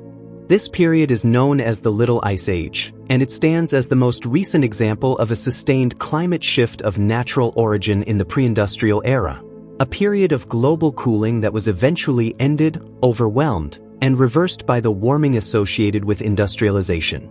The causes of the Little Ice Age are still debated and are likely multiple. 4 major volcanic eruptions in a short period around the early 13th century may have initiated the cooling through stratospheric aerosol injection. Reduced solar output during the Maunder minimum and other grand solar minima likely contributed to the sustained cold of the 17th century. Some researchers have proposed that the pandemic mortality associated with the Black Death in Europe in the mid-14th century may have allowed previously cleared farmland to reforest, drawing down atmospheric carbon dioxide and contributing to cooling, a macabre example of the climate significance of even the most tragic human events. The internal variability of the ocean circulation, particularly multi-decadal oscillations in the Atlantic, likely modulated the expression of the Little Ice Age across different regions and different centuries. The Little Ice Age reminds us that the climate of the Holocene, stable as it may appear against the backdrop of glacial-interglacial cycles, has nonetheless shown variability significant enough to stress human societies and reshape landscapes. There is a period in recent geological history, not ancient by geological standards, but ancient beyond the reach of any written record, when the Sahara was not the vast, forbidding desert it is today. Approximately 11,000 to 5,000 years ago, during a period known as the African Humid Period or the Green Sahara, much of what is now the world's largest hot desert was covered by grasslands, savannas, lakes, and rivers. Hippopotamuses swam in lakes in what is now the center of the Sahara. Crocodiles inhabited rivers that now exist only as dry wadis, their courses traced by satellite imagery through the stone of the desert floor. Rock art carved and painted by the people who lived in this world depicts elephants, giraffes, and cattle in landscapes that today support nothing. And the sediment record of these ancient lakes, recovered in cores drilled from the dry lake beds, confirms what the rock art suggests: a far wetter, far more biologically productive Sahara than exists today. The cause of the Green Sahara was the precession of Earth's rotational axis, the slow wobble of the Milankovitch cycle that shifted the timing of the seasons and, during the early Holocene, brought more solar energy to the northern hemisphere summer. Stronger summer heating of the land enhanced the temperature gradient between the land and the adjacent ocean, intensifying the West African monsoon and pushing the summer rains far deeper into the interior of Africa than they penetrate today. The transition from the Green Sahara to the current desert, which occurred around 5,000 to 6,000 years ago, appears to have been relatively abrupt, possibly involving a vegetation albedo feedback. As the monsoon weakened slightly, vegetation retreated, the surface albedo increased, the land absorbed less energy, the monsoon weakened further, more vegetation retreated, until a self-reinforcing transition to the modern desert state was complete. The Green Sahara is a powerful illustration of how dramatically the Earth's climate system can reorganize in response to orbital forcing, and of the role of land surface feedbacks in amplifying and potentially abruptly executing such transitions. On the floor of the world's oceans, in the slow darkness below the thermocline, below the depths at which light penetrates and photosynthesis occurs, there settles an endless, gentle rain of particles. Shells of foraminifera, microscopic organisms that have floated in the surface waters for millions of years and whose calcium carbonate tests record in their chemistry the temperature and salinity of the water in which they lived. Coccoliths, the calcium carbonate plates of coccolithophore algae, accumulating in layers that preserve the history of surface ocean conditions with extraordinary fidelity. Dust blown from the continents. Organic particles, the remains of marine organisms that were produced at the surface and have sunk through the water column. Black carbon from fires. Volcanic ash from eruptions. Over millions of years, these particles accumulate in layers on the ocean floor, forming sediments that can reach hundreds of meters in thickness in the most productive parts of the ocean. These deep-sea sediments are among the most valuable climate archives available to science. By drilling into them, through the international programs of ocean drilling that have operated since the 1960s and have now recovered cores from hundreds of sites across every ocean basin, scientists have reconstructed the history of the climate going back tens of millions of years with a temporal continuity and resolution that no other archive can match. The oxygen isotope ratios in foraminifera shells are the primary tool. Oxygen-16 is preferentially evaporated into the atmosphere and sequestered in ice sheets during glaciations, enriching the ocean in oxygen-18, and these changes are recorded in the shells of the foraminifera growing in the surface waters. By analyzing this isotope ratio through a sediment core, one can identify glacial and interglacial periods, date them using radiometric methods and magnetostratigraphy, and reconstruct the temperature and ice volume history of the deep past. The cryosphere, the collective term for all the frozen water on Earth, encompassing ice sheets, glaciers, sea ice, snow cover, permafrost, and river and lake ice, is the climate system component most visibly and rapidly responding to current warming. It is also the component whose future trajectory will most directly determine some of the most consequential outcomes for human civilization: sea level, freshwater availability, Arctic shipping and resource access, ecosystem stability, and the behavior of critical climate feedbacks. Arctic sea ice is perhaps the most rapidly changing component of the cryosphere. Since satellite observations began in 1979, summer sea ice extent has declined by more than 40%. The trend is not linear. There is substantial year-to-year variability, but it is unmistakable, and multiple lines of evidence suggest it is driven primarily by greenhouse gas forcing. Model projections suggest that ice-free Arctic summers, defined as summer sea ice extent below 1 million square kilometers, may occur before mid-century under high-emission scenarios, with profound ecological, geopolitical, and climatological consequences. Mountain glaciers, the primary source of freshwater for hundreds of millions of people in Asia, South America, and other regions, are retreating across virtually every mountain range on Earth. The glaciers of the Himalayas, the Andes, the Alps, the Rockies, the Caucasus, all are losing mass at accelerating rates, shifting the seasonal timing of meltwater delivery to rivers and reservoirs in ways that will increasingly stress the water security of downstream populations. The Greenland ice sheet, containing enough water to raise sea level by 7 meters if it were entirely to melt, has been losing mass at increasing rates since the early 2000s, with losses now exceeding 280 billion tons per year. The dynamics of its outlet glaciers, fast-moving rivers of ice that carve icebergs into the surrounding ocean, are complex and only partially captured by current models. Among all the questions that climate science seeks to answer, few are more fundamental or more consequential for climate policy than the question of climate sensitivity. How much will the global average surface temperature rise in response to a doubling of atmospheric carbon dioxide from pre-industrial levels? This quantity, known as the equilibrium climate sensitivity, or ECS, integrates all of the feedbacks of the climate system into a single number that captures the amplification of the basic greenhouse forcing by water vapor, clouds, albedo, and other processes. Despite decades of intensive study, the equilibrium climate sensitivity has proven stubbornly resistant to precise quantification. Early estimates by Jule Charney and colleagues in 1979 placed it at between 1.5 and 4.5 degrees Celsius, a range that, remarkably, remains broadly consistent with the most recent comprehensive assessments.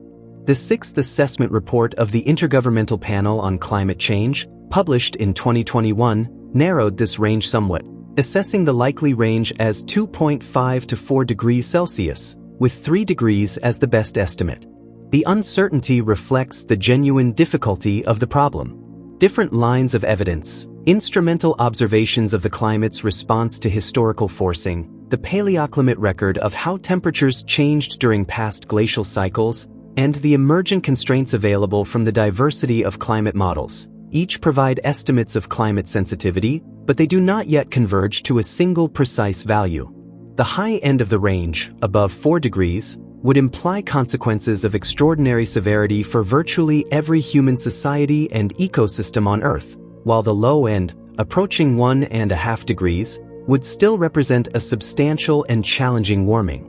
Policy decisions about greenhouse gas emissions are being made in the shadow of this uncertainty, and the stakes of being wrong, in either direction, are difficult to overstate. The atmosphere is not clear. Even in the most pristine regions of the Earth, the high Arctic, the open Southern Ocean, the deep interior of Antarctica, the air contains a complex mixture of fine particles suspended in the gas phase.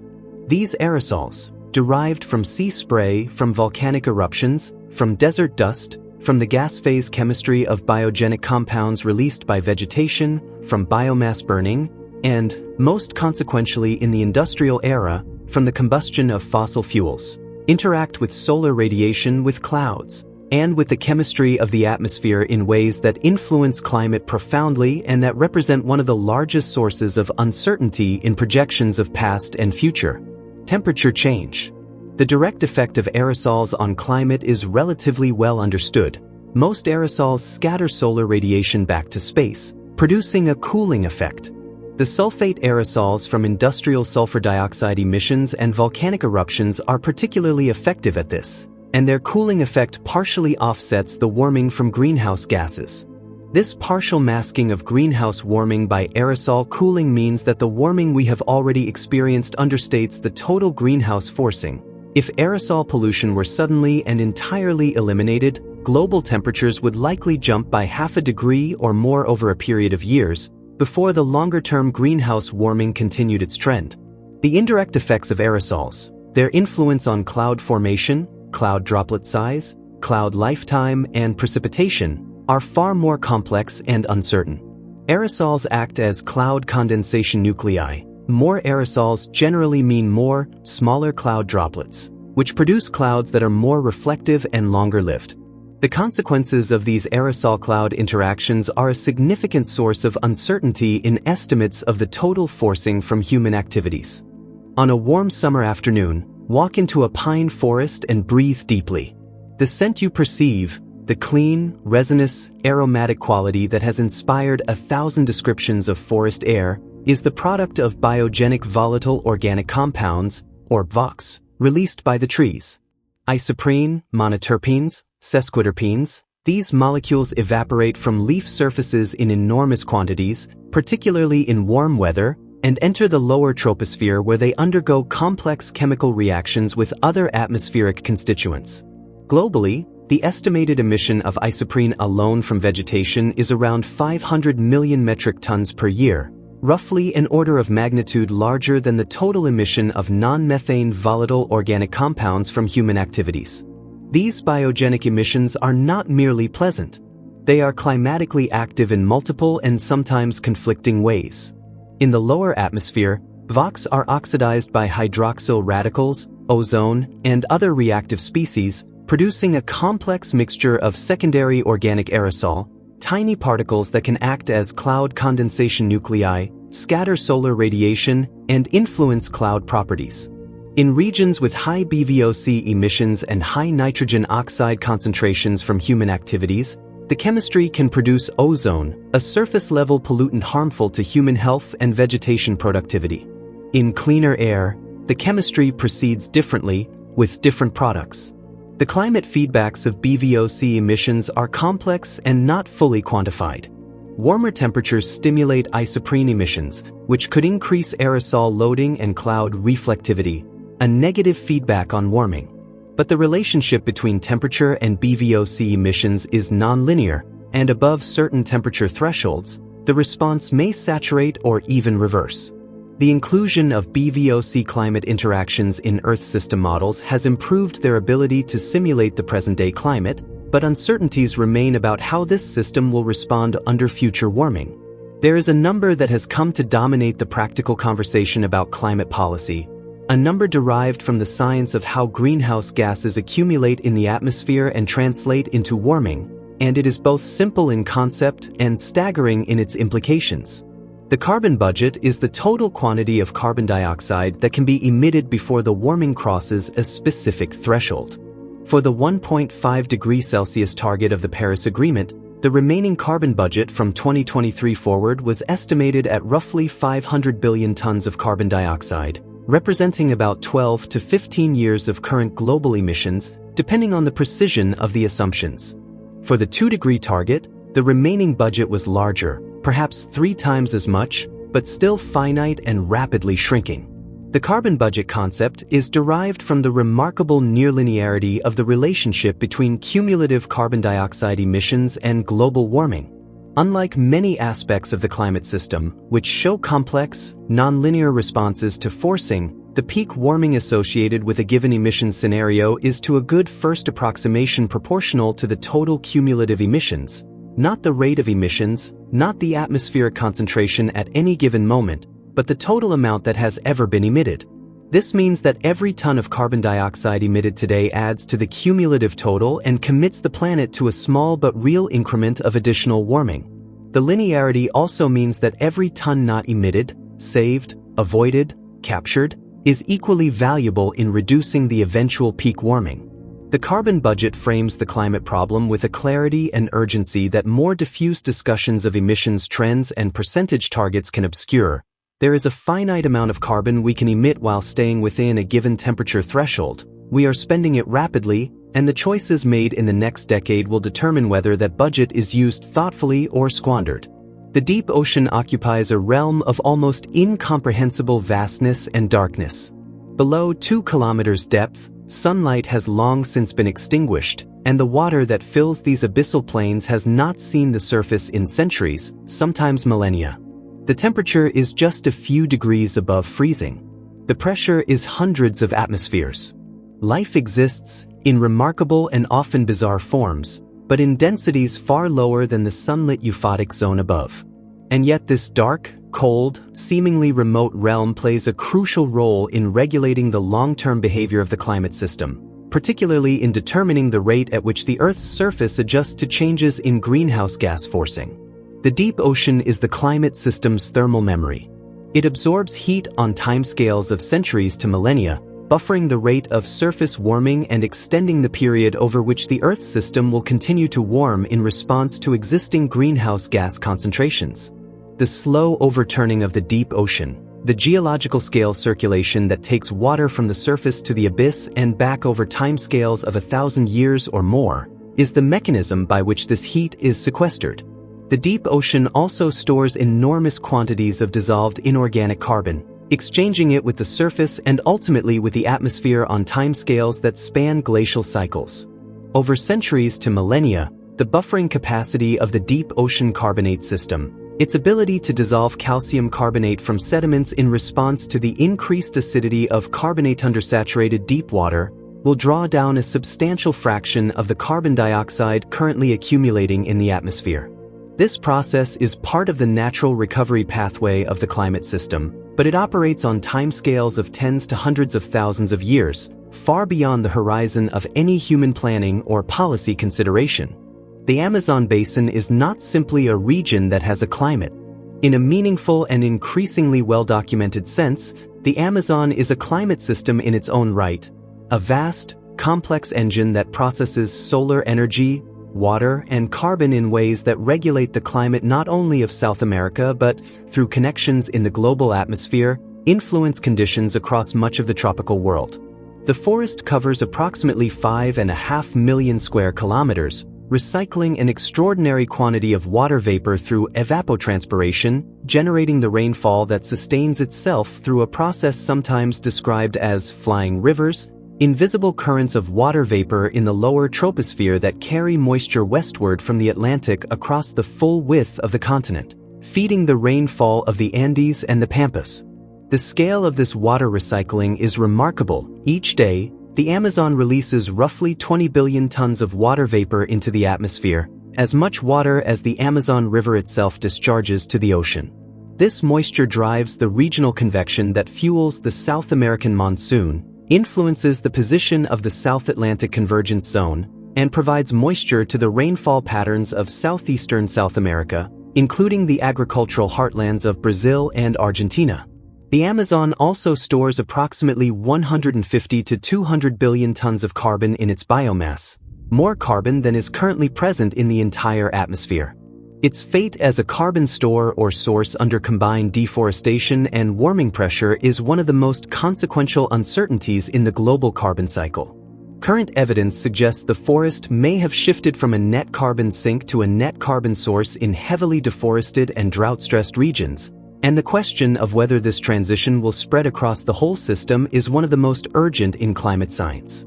The color of a living coral reef is one of the most arresting sights in the natural world, a riot of gold and orange and purple and blue and green, the pigments of the zooxanthellae algae that live within the tissue of the coral polyps and perform the photosynthesis that provides the coral with most of its energy.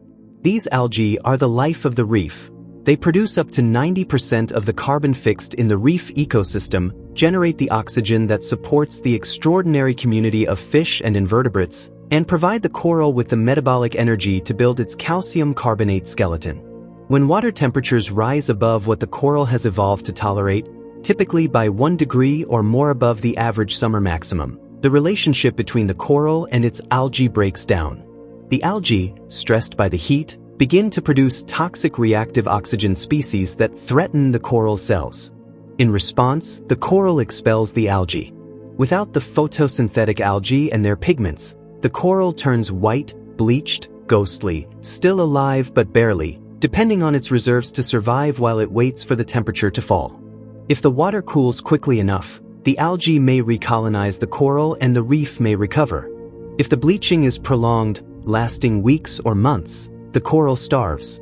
It dies. And the reef, this structure that took centuries to build, this habitat for a quarter of all marine species, begins to erode, its calcium carbonate skeleton dissolved by waves and bioerosion and the increasingly acidic ocean. The first global mass bleaching event was documented in 1998, during the record-breaking El Niño of 1997 to 98. Since then, mass bleaching events have become more frequent, more severe, and more geographically widespread. The Great Barrier Reef has experienced 5 mass bleaching events since 1998, 2 of them in consecutive years.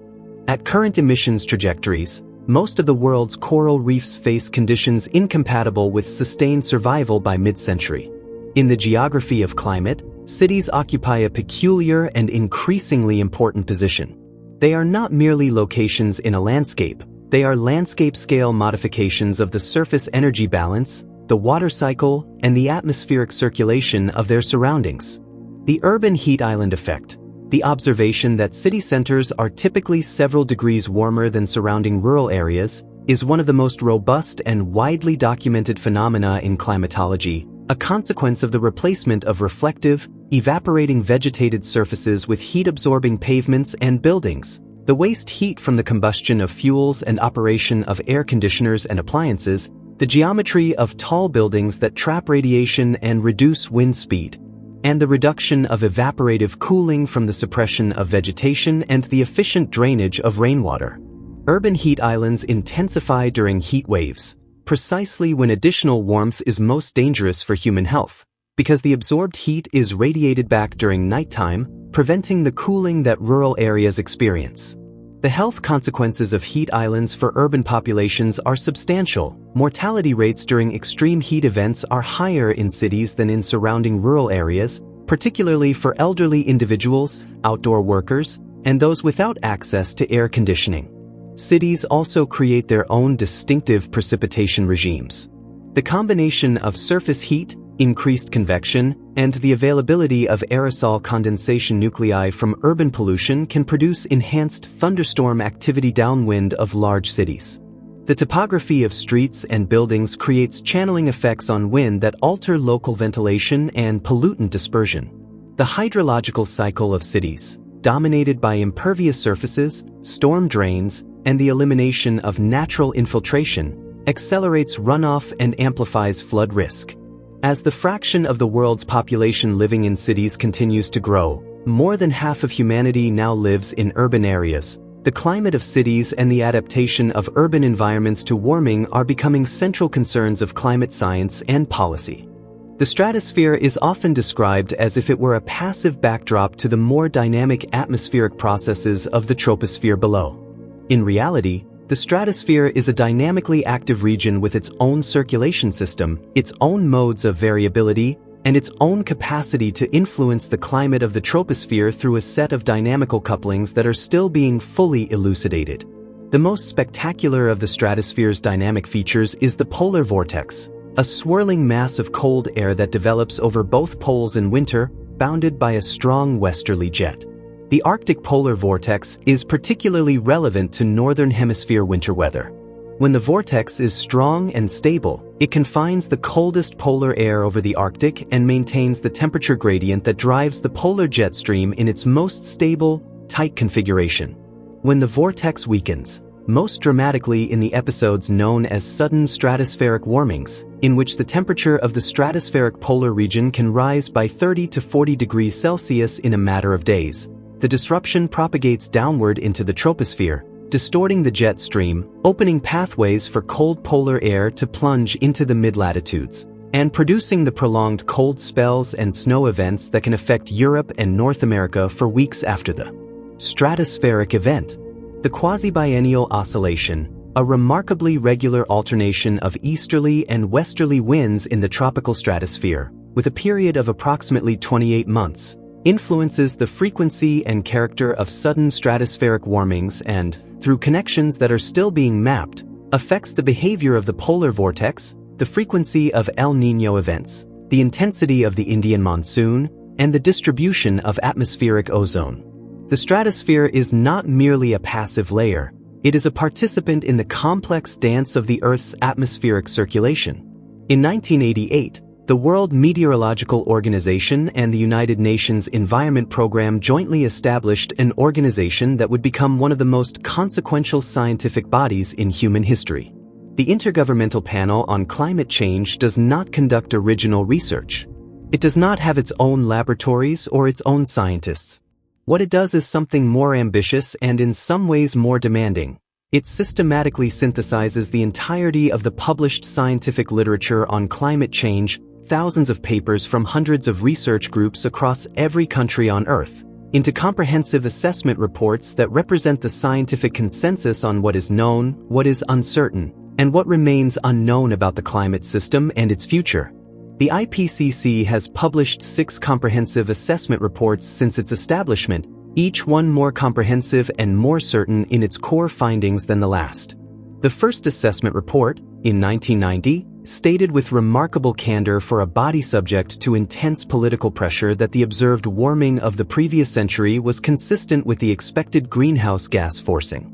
The second, in 1995, concluded for the first time that the balance of evidence suggests a discernible human influence on global climate. The third, in 2001, called the warming of the 20th century likely attributable to human activities. The fourth, in 2007, upgraded this to very likely. The fifth, in 2013, declared it extremely likely, representing a greater than 95% probability that more than half of the observed warming since 1950 was caused by human activities. The sixth, in 2021, went further, declaring it unequivocal that human influence has warmed the climate.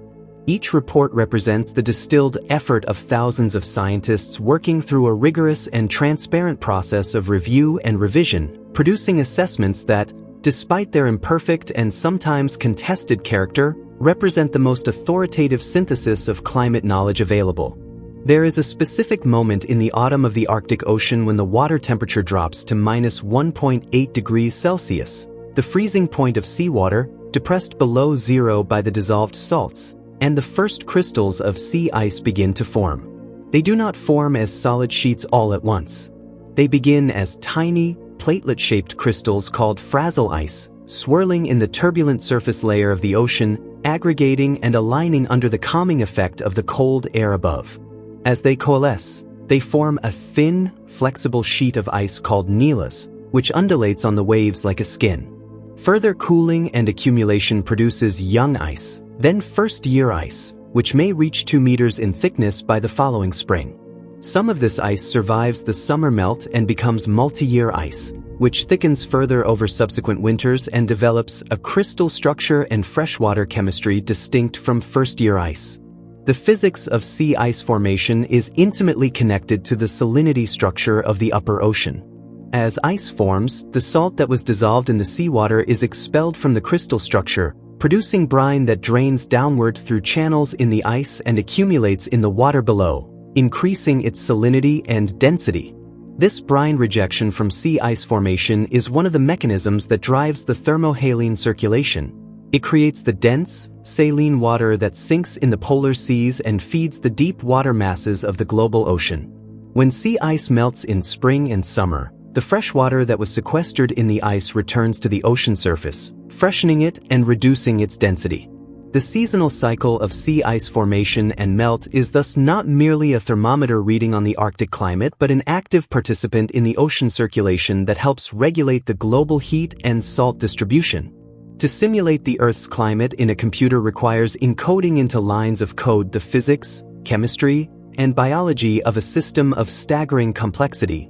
A system whose components span scales from micrometers to thousands of kilometers, from milliseconds to millennia.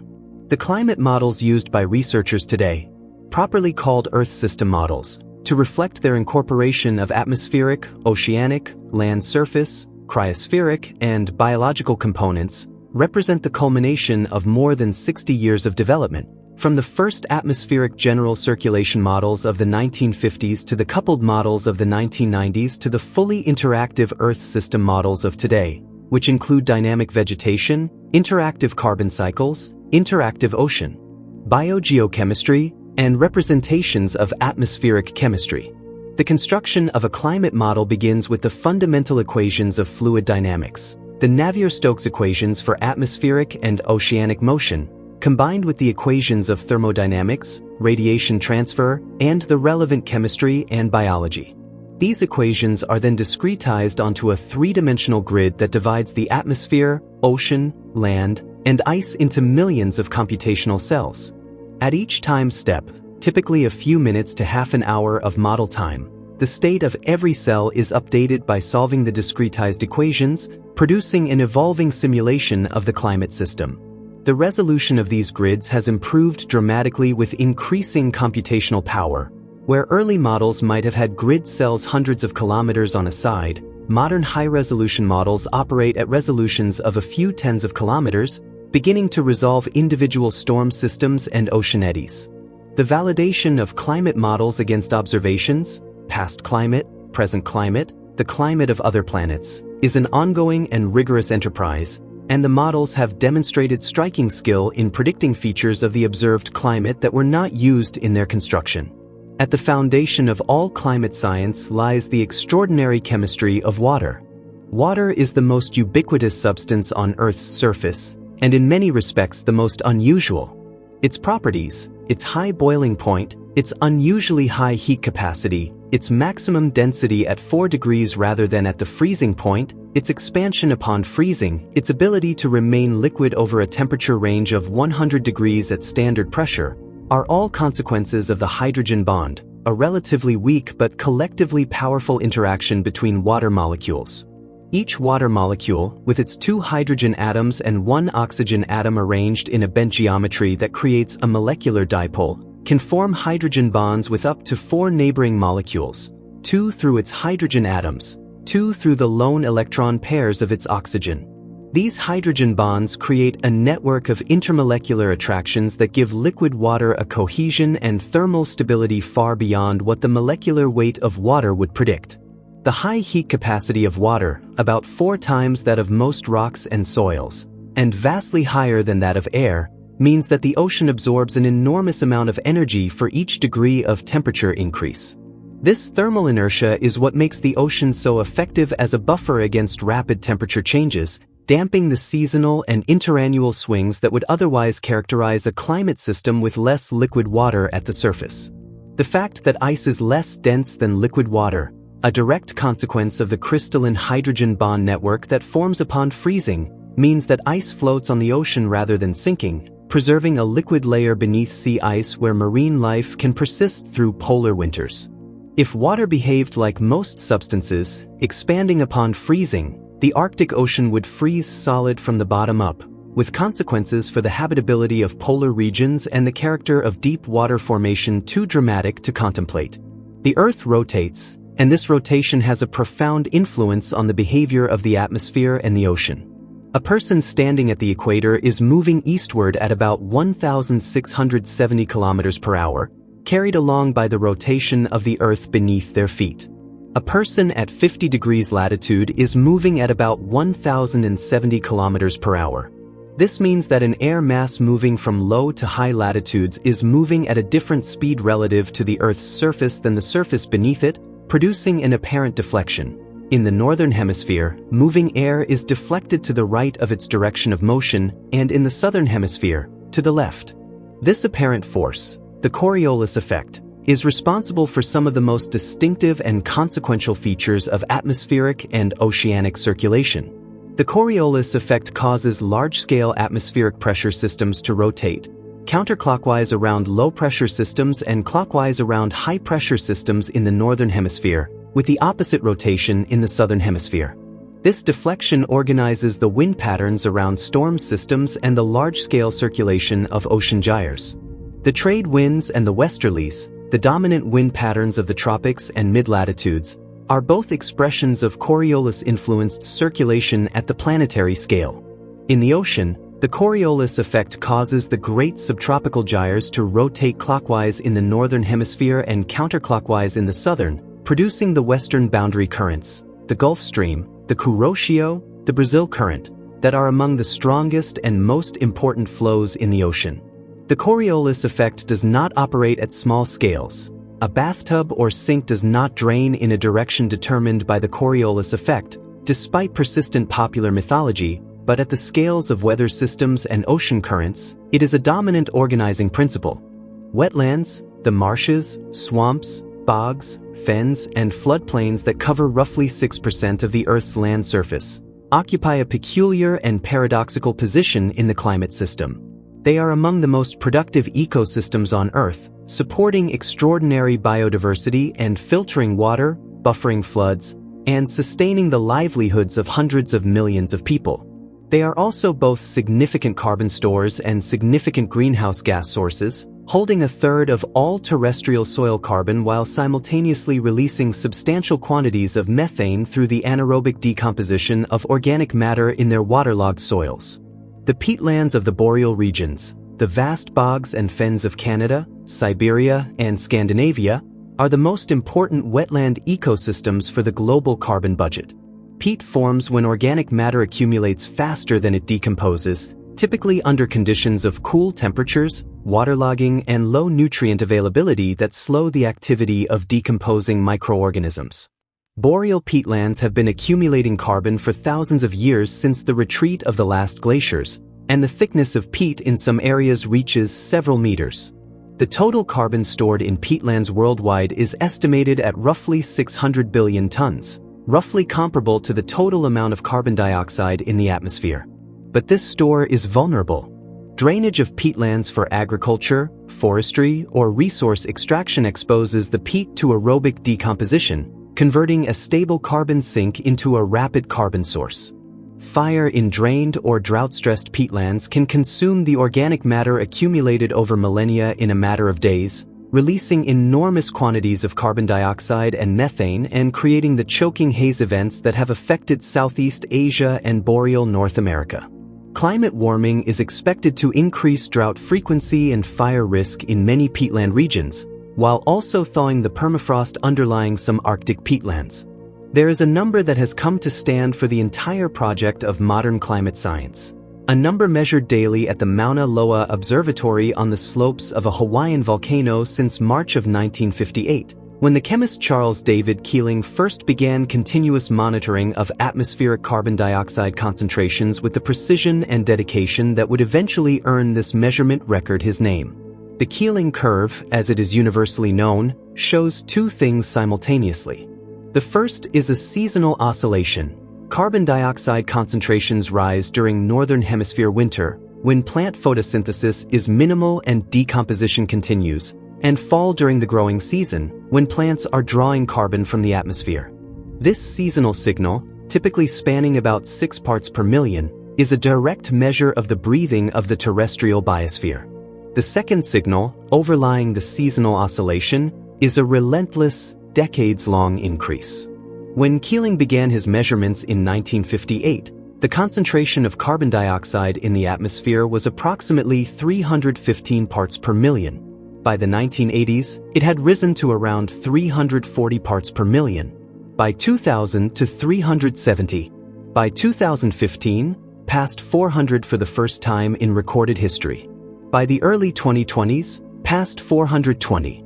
To understand what these numbers mean, one must turn to the ice core record, which extends the atmospheric carbon dioxide concentration history back 800,000 years and shows that concentrations never rose above 300 parts per million during that entire period, cycling between approximately 180 and 280 parts per million in concert with the glacial-interglacial cycles.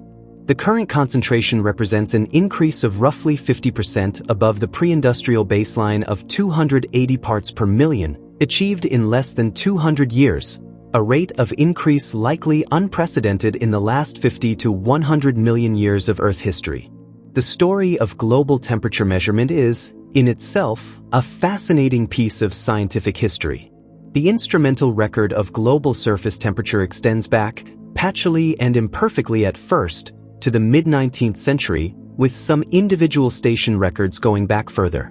It is constructed from land surface air temperatures measured at meteorological stations distributed across the continents, and sea surface temperatures measured from ships and, more recently, from buoys, satellites, and Argo floats. The process of converting these millions of individual measurements from thousands of locations into a coherent estimate of global mean temperature change requires sophisticated data processing, corrections for changes in measurement methods, adjustments for the urban heat island effect, infilling of data-sparse regions, and statistical methods for combining measurements with widely varying uncertainties. Despite these challenges, the major global temperature datasets, maintained by NASA, NOAA, the UK Met Office in collaboration with the Climatic Research Unit, and other institutions, show remarkable consistency in their estimates of the trend, if not in every detail of the interannual variability. The datasets agree that global average surface temperature has risen by approximately 1.1 to 1.2 degrees Celsius above the pre-industrial average of the mid-19th century. They agree that the warming has accelerated over recent decades, with each of the last 4 decades being successively warmer than any preceding decade in the instrumental record. They agree that the most recent years have consistently set new records. The warmest year in the instrumental record as of the early 2020s was 2023, and the trajectory of warming shows no sign of leveling off. The temperature record is not perfect. It never can be, given the challenge of monitoring an entire planet's surface with a finite number of instruments, but it is robust, well characterized in its uncertainties, and independently corroborated by every other measure of global heat content, from the warming of the ocean to the retreat of glaciers to the rising of sea level. The formation of a raindrop is a minor miracle of physical chemistry. It requires more than water vapor. It requires a surface on which the vapor can condense. In the free atmosphere, away from any solid surface, the supersaturation required for homogeneous nucleation of liquid droplets or ice crystals is extraordinarily high, far higher than the modest supersaturations that actually occur in natural clouds. The presence of aerosol particles, the cloud condensation nuclei, solves this problem. They provide surfaces on which condensation can occur at much lower supersaturation. A cloud forms when rising air cools to its dew point and water vapor condenses onto available cloud condensation nuclei, forming millions of tiny droplets of typically a few micrometers in diameter. These droplets, suspended in the updraft of a cloud, do not fall easily. The updraft velocity exceeds their terminal fall velocity. For precipitation to form, the droplets must grow. In warm clouds, clouds entirely below the freezing level, they grow through collision and coalescence. Larger droplets fall faster than smaller ones, overtaking and coalescing with them to produce larger drops still. In cold clouds, or in mixed-phase clouds that contain both supercooled liquid droplets and ice crystals, a different process operates. The Bergeron-Fine-Diasson process, in which ice crystals grow rapidly at the expense of supercooled liquid droplets because the saturation vapor pressure over ice is lower than over liquid. Understanding precipitation physics is essential to understanding how precipitation will change in a warmer climate. Not just how much will fall, but where, when, and in what intensity. The thermodynamic increase in atmospheric moisture with warming, the changes in atmospheric circulation, and the modifications to the aerosol environment all combine to produce a precipitation response to warming that is far more complex and regionally varied than the simple statement, "It will rain more," might suggest. The attribution of observed climate change to human activities is not an act of faith or a political declaration. It is a scientific inference, derived from the comparison of observed patterns of change with the expected fingerprints of different forcing agents, and it has grown in confidence and precision with each passing decade of observations and research. The methodology of climate change attribution uses the full three-dimensional pattern of temperature change, not just the global mean, but its distribution across latitudes, altitudes, and ocean basins, to distinguish between different possible causes. This approach reveals that the pattern of observed warming matches the expected fingerprint of greenhouse gas forcing in ways that cannot be explained by natural factors alone. One of the most compelling lines of evidence comes from the vertical profile of temperature change in the atmosphere. Greenhouse gas forcing is expected to warm the troposphere while cooling the stratosphere, because increased greenhouse gases trap more outgoing infrared radiation in the troposphere, reducing the amount reaching the stratosphere. Solar forcing, by contrast, would warm both troposphere and stratosphere simultaneously. The observed pattern, tropospheric warming accompanied by stratospheric cooling, is precisely what greenhouse gas forcing predicts and what solar forcing cannot explain. Another fingerprint is the pattern of warming across the globe. Greenhouse forcing is expected to produce greater warming over land than ocean, greater warming in the Arctic than in the tropics, greater warming of nighttime temperatures than daytime temperatures in many regions. All of these patterns have been observed, and all are consistent with the expected greenhouse fingerprint. The scientific community's ability to distinguish the human signal from the natural background noise has improved as the record has grown longer, the climate models have improved, and the statistical methods for attribution have become more sophisticated. Each year, fires consume an area of the Earth's surface roughly the size of the European Union, perhaps 3 to 4 million square kilometers of savanna, forest, shrubland, and peatland, releasing into the atmosphere a complex mixture of gases and particles whose effects on climate, health, and chemistry are profound and incompletely characterized. Biomass burning is the second largest source of carbon dioxide emissions after fossil fuel combustion and a dominant source of methane, nitrous oxide, carbon monoxide, black carbon, organic carbon, and a complex organic chemistry of hundreds of compounds. The spatial and temporal distribution of biomass burning is itself a signal of climate. Fire requires both fuel, dry organic matter, and ignition, and the combination of drought and heat that promotes fire occurrence makes fire a climate-sensitive phenomenon that is expected to increase in frequency and severity as the climate warms. Black carbon, the dark, light-absorbing fraction of combustion aerosols, often called soot, exerts a warming influence on climate. When deposited on snow and ice surfaces, it reduces albedo dramatically, accelerating melt. When suspended in the atmosphere, it absorbs solar radiation directly, warming the air and, under certain conditions, affecting cloud formation. The warming effect of black carbon aerosols is second only to carbon dioxide among the individual forcing agents of climate change, according to some estimates. Organic carbon aerosols from biomass burning, the lighter, more reflective fraction, have a net cooling effect, but the balance between these two effects varies with the type of fire, the age of the smoke, and the meteorological conditions. The indirect effects of biomass burning aerosols on cloud properties, adding condensation nuclei, altering cloud droplet size and lifetime, introduce further complexity into the already challenging accounting of fire's climate effects. The climate is not merely warming in a smooth, monotonic trend.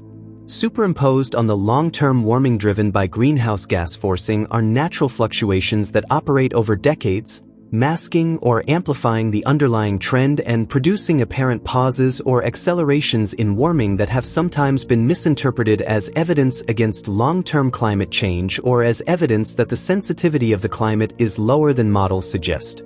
Among the most important of these decadal scale modes of variability is the Pacific Decadal Oscillation, a pattern of sea surface temperature variability in the North Pacific that shifts between positive and negative phases over periods of roughly 20 to 30 years.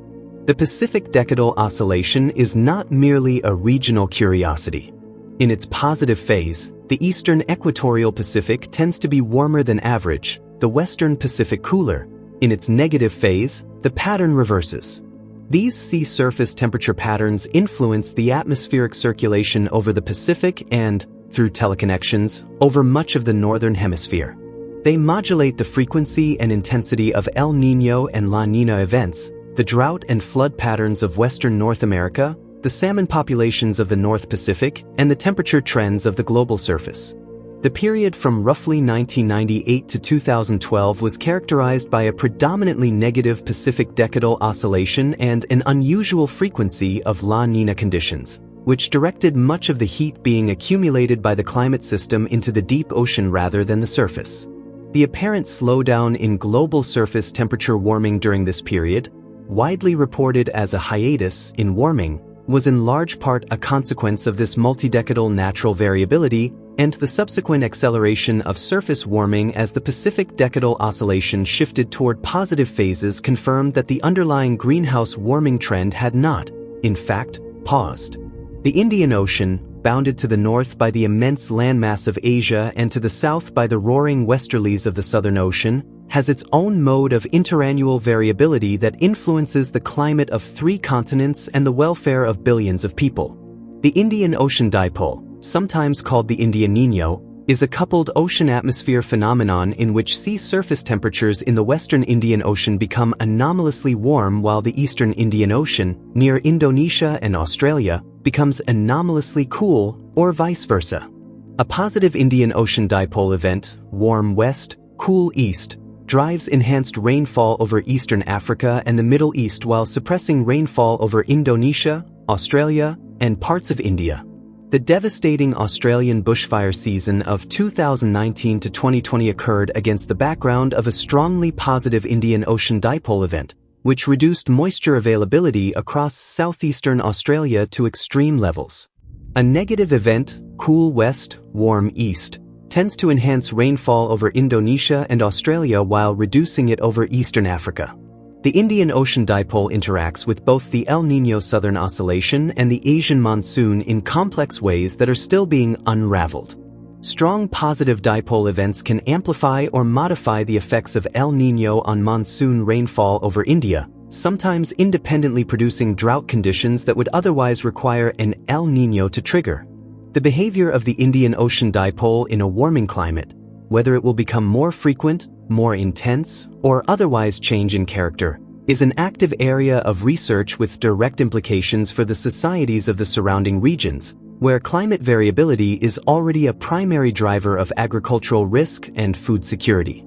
As the trajectory of greenhouse gas emissions has continued to diverge from the pathway required to meet the temperature targets of the Paris Agreement, a growing body of researchers, policymakers, and ethicists has begun to take seriously the possibility and the profound risks of deliberate, large-scale manipulation of the Earth's climate system to counteract or limit the effects of anthropogenic warming.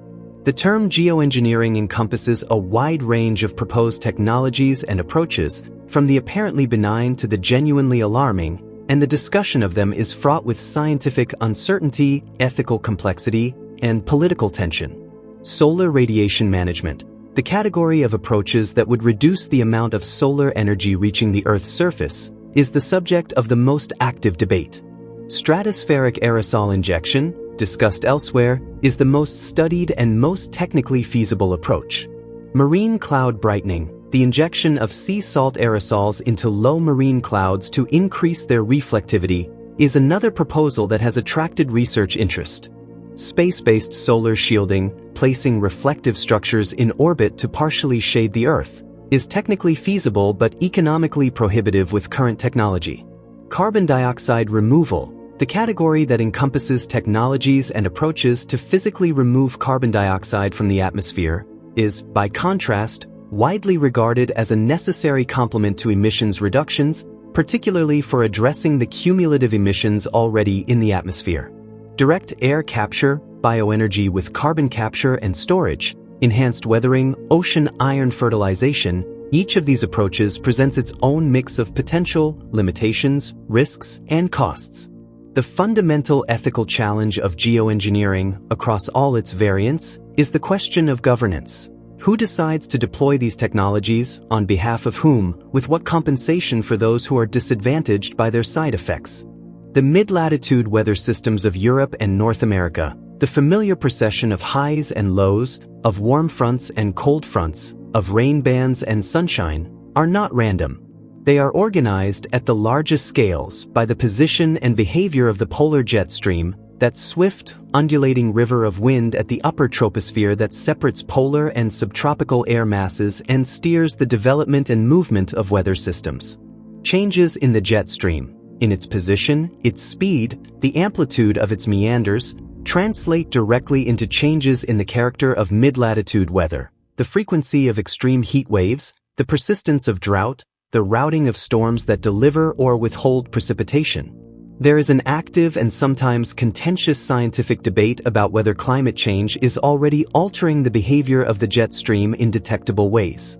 The theoretical basis for such a change is not without merit. The rapid warming of the Arctic, which is reducing the temperature gradient between the pole and the mid-latitudes that drives the jet stream, could in principle weaken and slow the jet, making its meanders larger and more persistent. A more meandering jet stream could produce weather patterns that are not merely different but more extreme, longer heat waves, more persistent cold spells, more prolonged droughts and flooding events. The observational evidence for this Arctic jet stream connection is, as of the early 2020s, still debated in the scientific literature. Some analyses find a detectable signal of jet stream slowing or increased waviness. Others find no significant trend beyond what can be explained by natural variability. Resolving this debate is important not merely for our understanding of atmospheric dynamics but for our ability to project how the character of mid-latitude weather extremes will change in a warming world. The chemistry of the ocean is not fixed. It changes on timescales ranging from the seasonal cycle of surface water warming and cooling through the interannual perturbations of El Niño events to the millennial cycles of the glacial-interglacial oscillations to the geological transformations associated with plate tectonics and the evolution of the biosphere.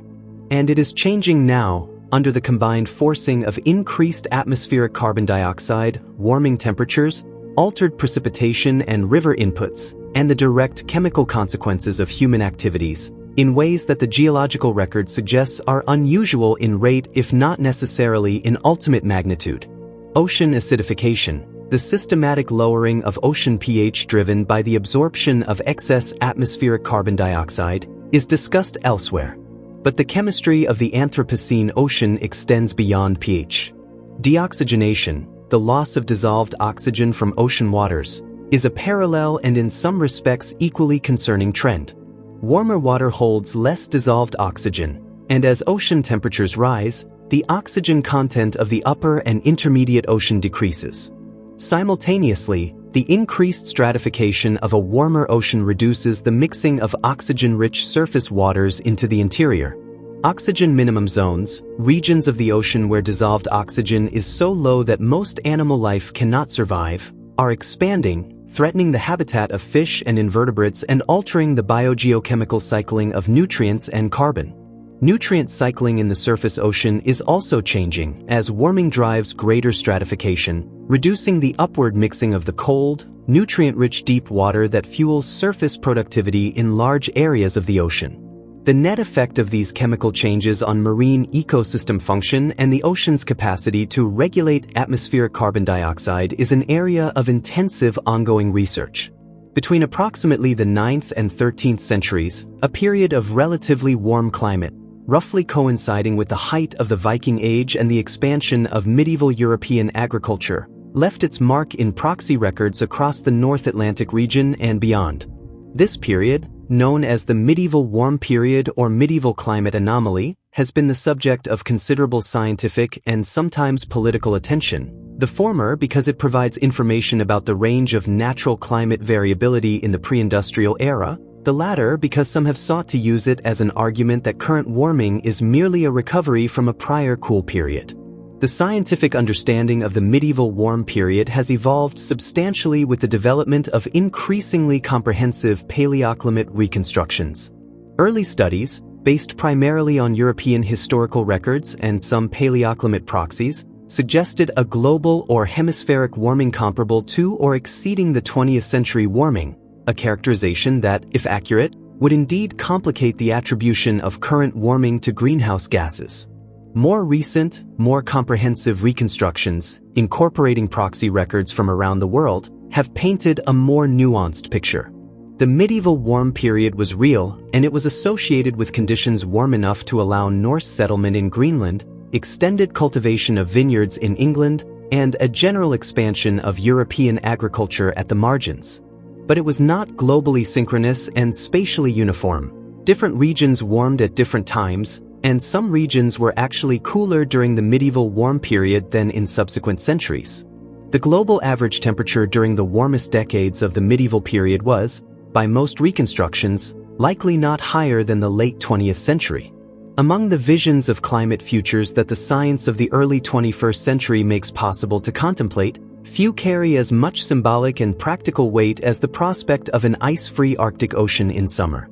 Not permanently ice-free, the Arctic winter will bring sea ice back each year for the foreseeable future, but seasonally ice-free, with summer sea ice extent dropping below the threshold that scientists use to define an ice-free state, perhaps by the middle of this century, perhaps sooner, depending on the trajectory of emissions and the behavior of the climate system.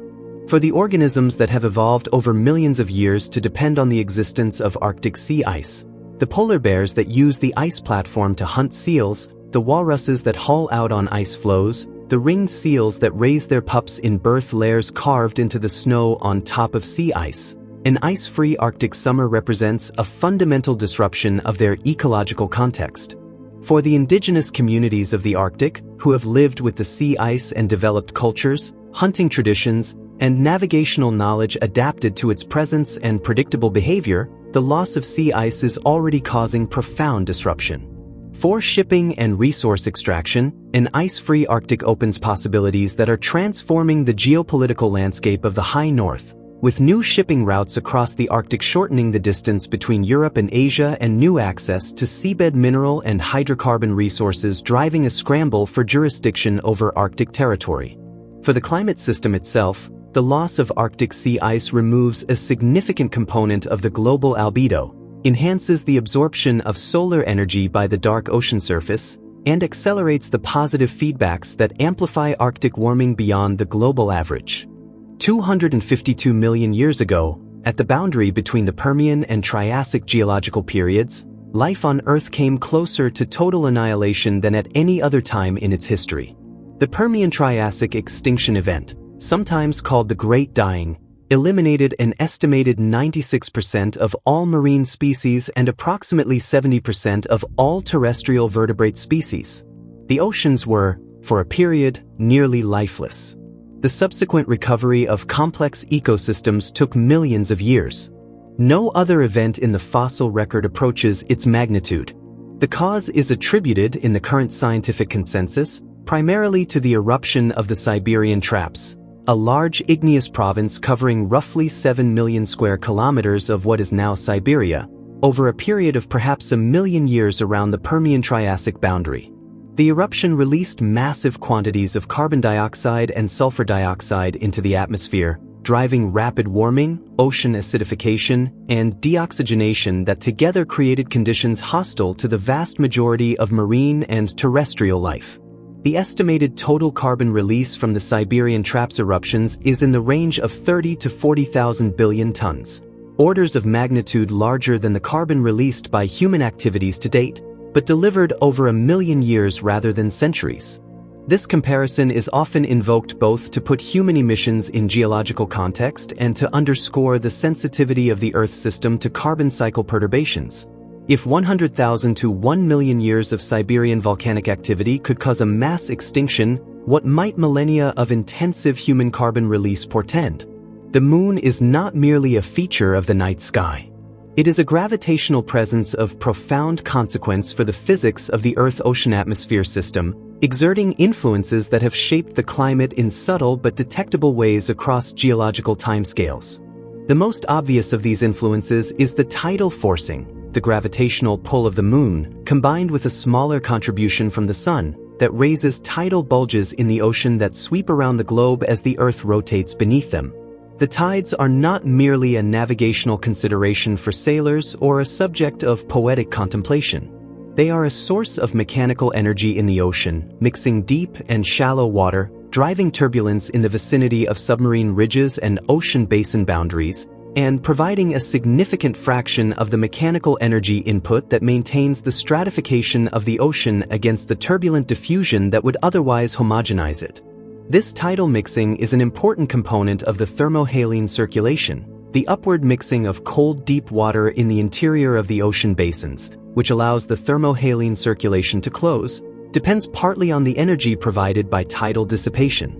Changes in the pattern and magnitude of tidal forcing over geological timescales, associated with changes in the configuration of ocean basins as the continents move, and with the gradual recession of the moon as tidal friction slowly transfers angular momentum from the Earth's rotation to the moon's orbit, have likely influenced the vigor of the thermohaline circulation and the climate of past geological periods.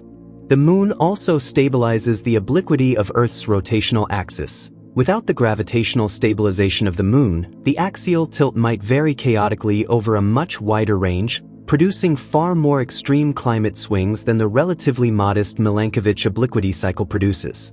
The act of feeding humanity has become, in the modern era, one of the largest single drivers of greenhouse gas emissions. Agriculture, forestry, and other land use together account for roughly 23% of global anthropogenic greenhouse gas emissions, a fraction larger than the entire transportation sector and comparable in magnitude to the total emissions of the electric power sector. The emissions arise from multiple sources, distributed across the entire food production system: the methane from the digestive systems of livestock, the nitrous oxide from fertilized soils, the carbon dioxide released by deforestation for agricultural expansion, the emissions from the production of agricultural inputs, the energy used in food processing and refrigeration, the methane from landfills receiving discarded food. Livestock alone account for roughly 14.5% of global greenhouse gas emissions, with beef production responsible for a disproportionate fraction of that total. A kilogram of beef protein requires approximately 20 times the land, produces about 20 times the greenhouse gas emissions, and uses far more water than an equivalent amount of plant-based protein. The rice paddies of Asia, feeding hundreds of millions of people, produce methane through the anaerobic decomposition of organic matter in flooded fields. The application of nitrogen fertilizers, which enabled the Green Revolution and the feeding of the world's expanding population, releases nitrous oxide in amounts that make synthetic fertilizers the largest single source of this powerful greenhouse gas. The climate of food is not merely a matter of what greenhouse gases are emitted in its production. A warming climate also threatens the stability of the agricultural system itself. Changing precipitation patterns, more frequent extreme heat events during critical crop growth periods, shifting pest and disease ranges, and sea level rise threatening low-lying agricultural land all create stresses for food production that interact in complex and sometimes unpredictable ways. In the discussion of climate tipping points and potential catastrophic feedbacks, few topics are more discussed and more frequently mischaracterized than the prospect of a sudden, massive release of methane from Arctic permafrost and seafloor methane hydrates. The colloquial description of this scenario as a methane time bomb has taken on a life of its own in popular science writing, sometimes implying an imminent, catastrophic, and perhaps unstoppable release that would rapidly accelerate warming to civilization-threatening levels. The reality, as assessed by the scientific literature, is simultaneously more sobering and more nuanced than the popular narrative suggests. The permafrost carbon feedback, the gradual release of carbon dioxide and methane from thawing permafrost soils as Arctic warming continues, is real, significant, and underrepresented in most climate projections.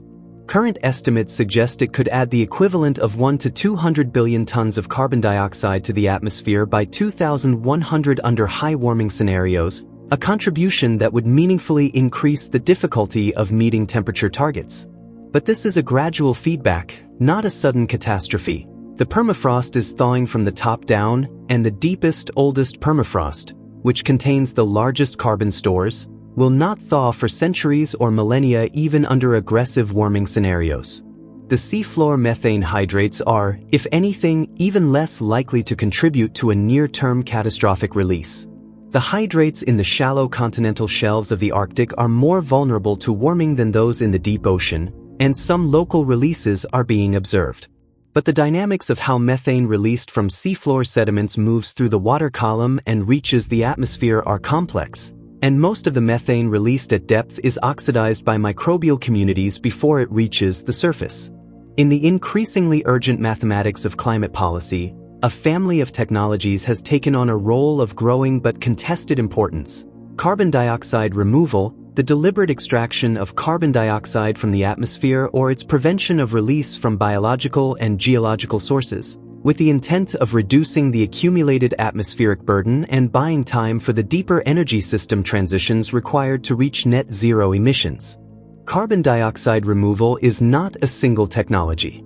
It is a portfolio of approaches ranging from those that rely primarily on biological processes, reforestation, afforestation, soil carbon enhancement, biochar application, the restoration of wetlands and mangroves, to those that are primarily technological, direct air capture of carbon dioxide using engineered systems, bioenergy with carbon capture and storage, enhanced weathering of silicate minerals. Each approach has its own profile of potential, limitations, costs, co-benefits, and risks. Direct air capture is perhaps the most discussed and most controversial of the technological approaches.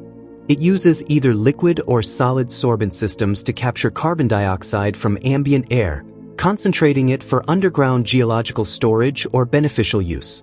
The technology works at small scales, and several commercial plants are now operating. But current costs are in the range of $300 to $1,000 per ton of carbon dioxide removed, compared to the social cost of carbon suggested by many economists, and the energy requirements are substantial. Scaling direct air capture to the gigatons per year that would be required to make a meaningful contribution to climate goals would require extraordinary amounts of energy, land, water, and capital. Critics argue that the emphasis on future carbon dioxide removal technology in climate policy creates a moral hazard, allowing continued high emissions in the expectation of future cleanup, while proponents argue that the scale of the challenge makes it essential to develop and deploy every available tool. It kills more people annually than any other weather-related cause in most of the developed world, and the deaths it causes are distributed with a terrible inequality. The elderly, the very young, those with chronic cardiovascular or respiratory disease, outdoor workers, those without access to air conditioning, those in cities where the urban heat island amplifies the ambient temperature. All of these populations face disproportionate risk during extreme heat events. The physiology of heat stress is unforgiving. The human body maintains its core temperature within a narrow range through sweating and the evaporation of that sweat. And when the combination of ambient temperature and humidity is high enough that evaporative cooling cannot keep pace with heat production, core temperature rises, the cascade of heat exhaustion and heat stroke follows, and without intervention, death can occur within hours. The wet bulb temperature, a measure that captures the combined effect of temperature and humidity on the cooling efficiency of perspiration, is the relevant physiological variable, and recent research suggests that wet bulb temperatures above 35 degrees Celsius are incompatible with human survival after prolonged exposure, even in the shade, even for healthy individuals. At current trajectories of warming, such conditions, which are today extremely rare, are projected to become regular occurrences in parts of South Asia, Sub-Saharan Africa, and the Persian Gulf by mid-century. The 2003 European heat wave killed approximately 70,000 people.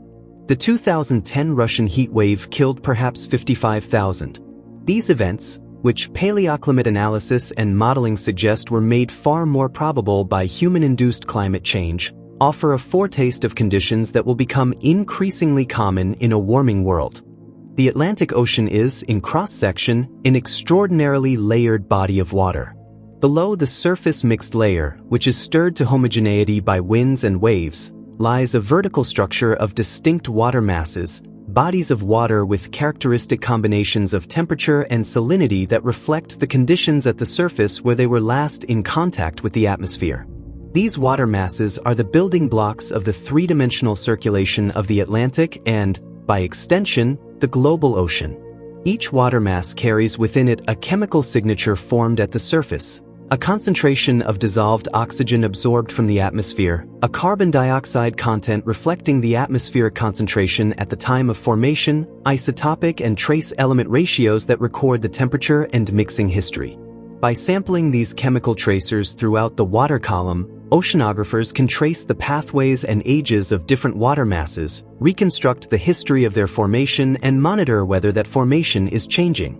North Atlantic deep water forms in the Labrador Sea and the Nordic Seas, the Norwegian Sea and the Greenland Sea, where heat loss to the cold atmosphere produces the dense, cold, oxygen-rich water that sinks and flows southward at depth.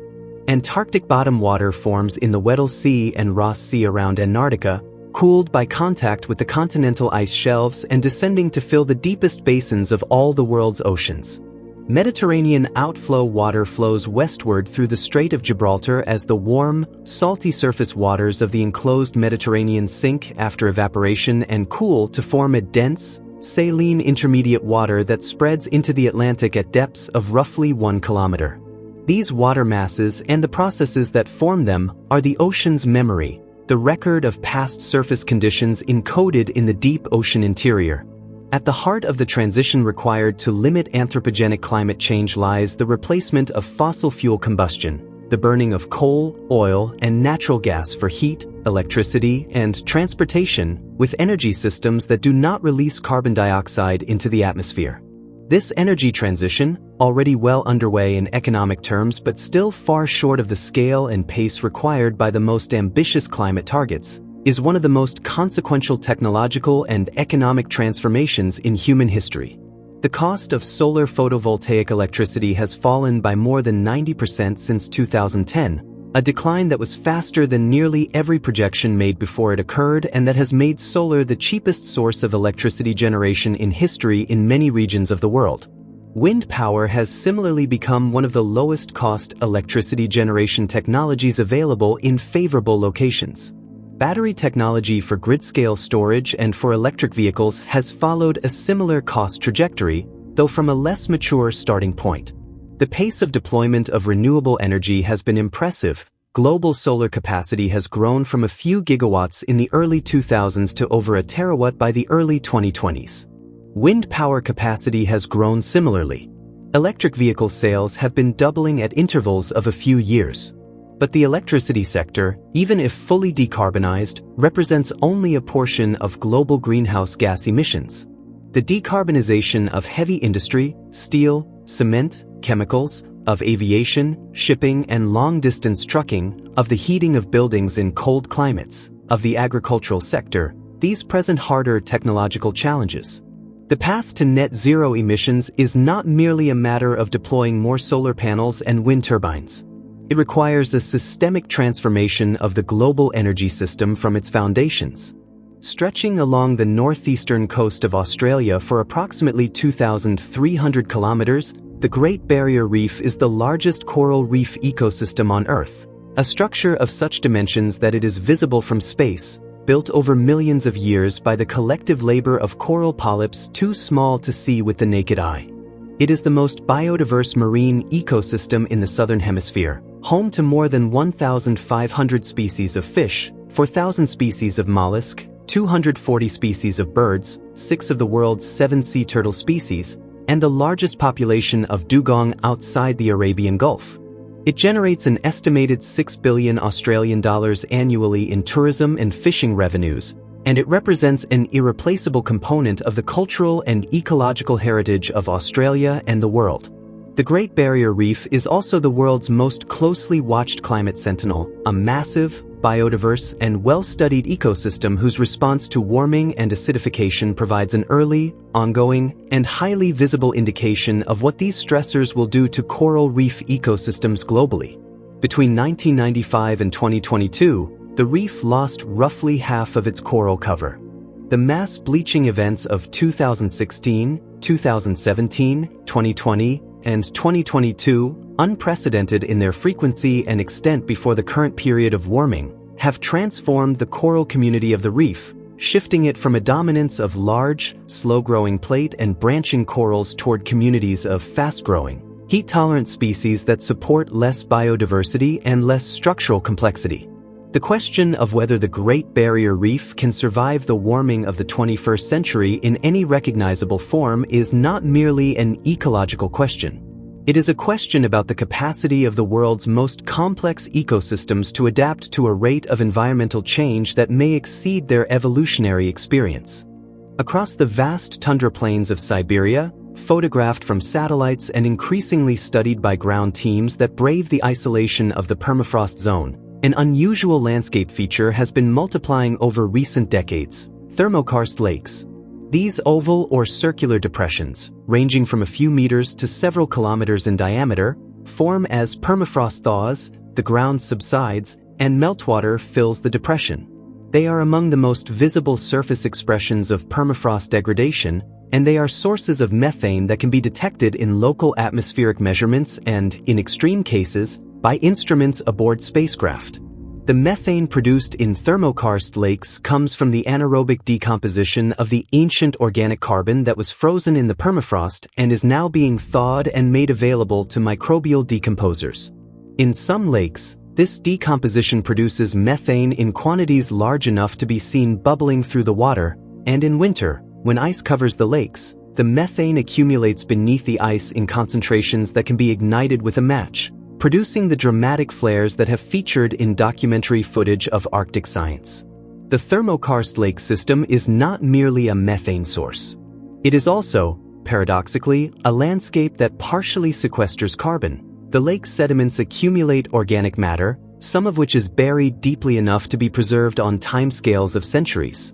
The net greenhouse gas effect of thermokarst lake formation is complex, depending on the balance between methane emission, carbon sequestration in sediments, and the character of the permafrost that is being thawed.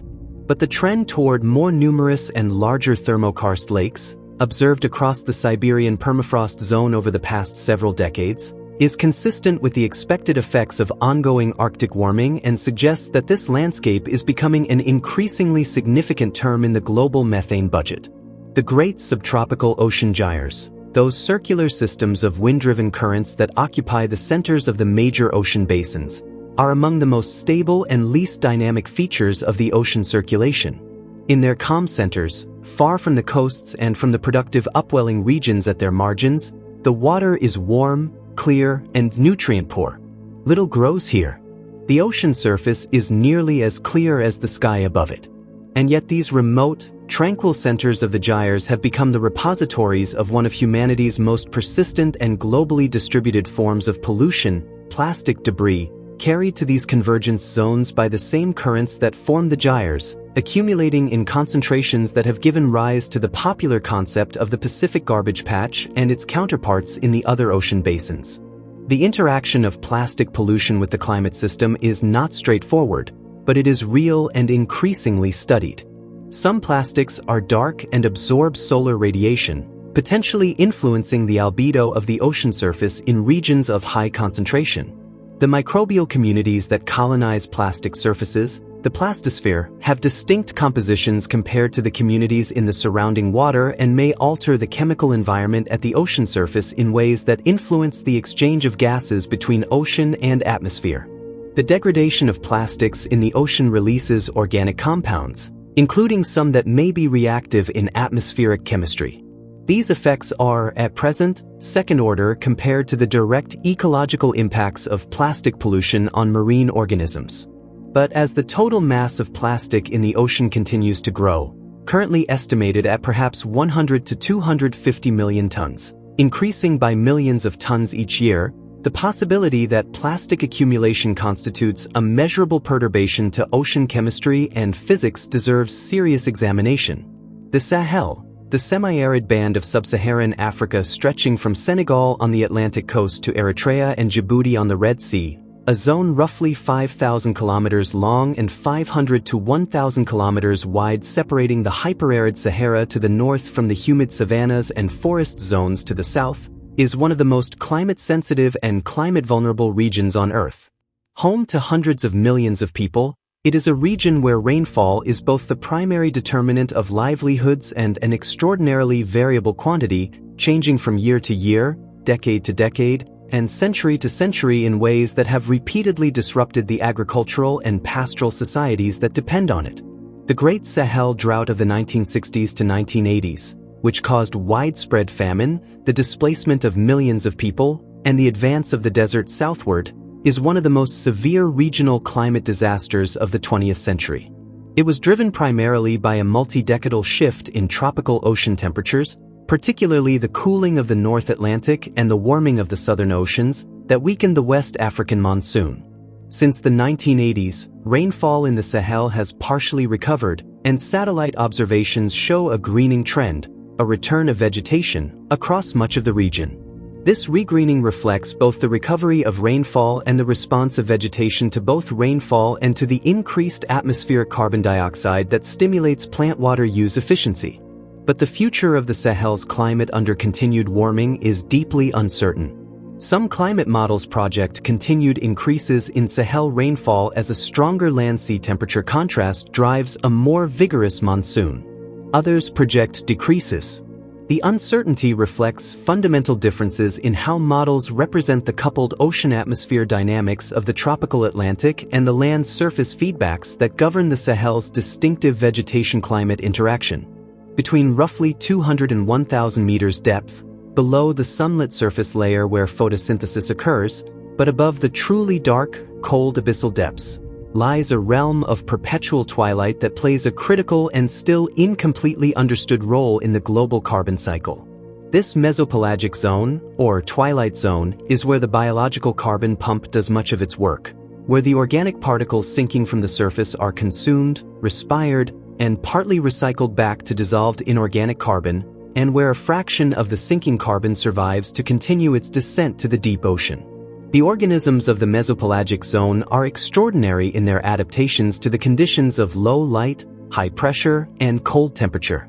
Myctophids, small, bioluminescent fish, undertake daily vertical migrations of hundreds of meters, ascending to the surface at night to feed on the plankton of the upper ocean and descending before dawn to avoid their predators. Gelatinous organisms, jellyfish, siphonophores, pyrosymphs, drift through the twilight zone in sometimes enormous aggregations. Bacteria and archaea, exploiting every chemical energy gradient available, mediate the transformation of sinking organic matter into dissolved gases and nutrients.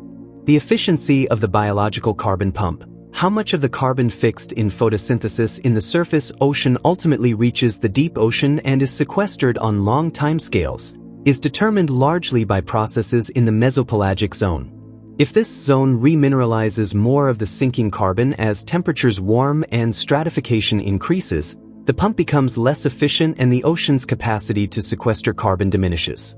Understanding the mesopelagic zone and its response to changing conditions is one of the frontiers of oceanographic research.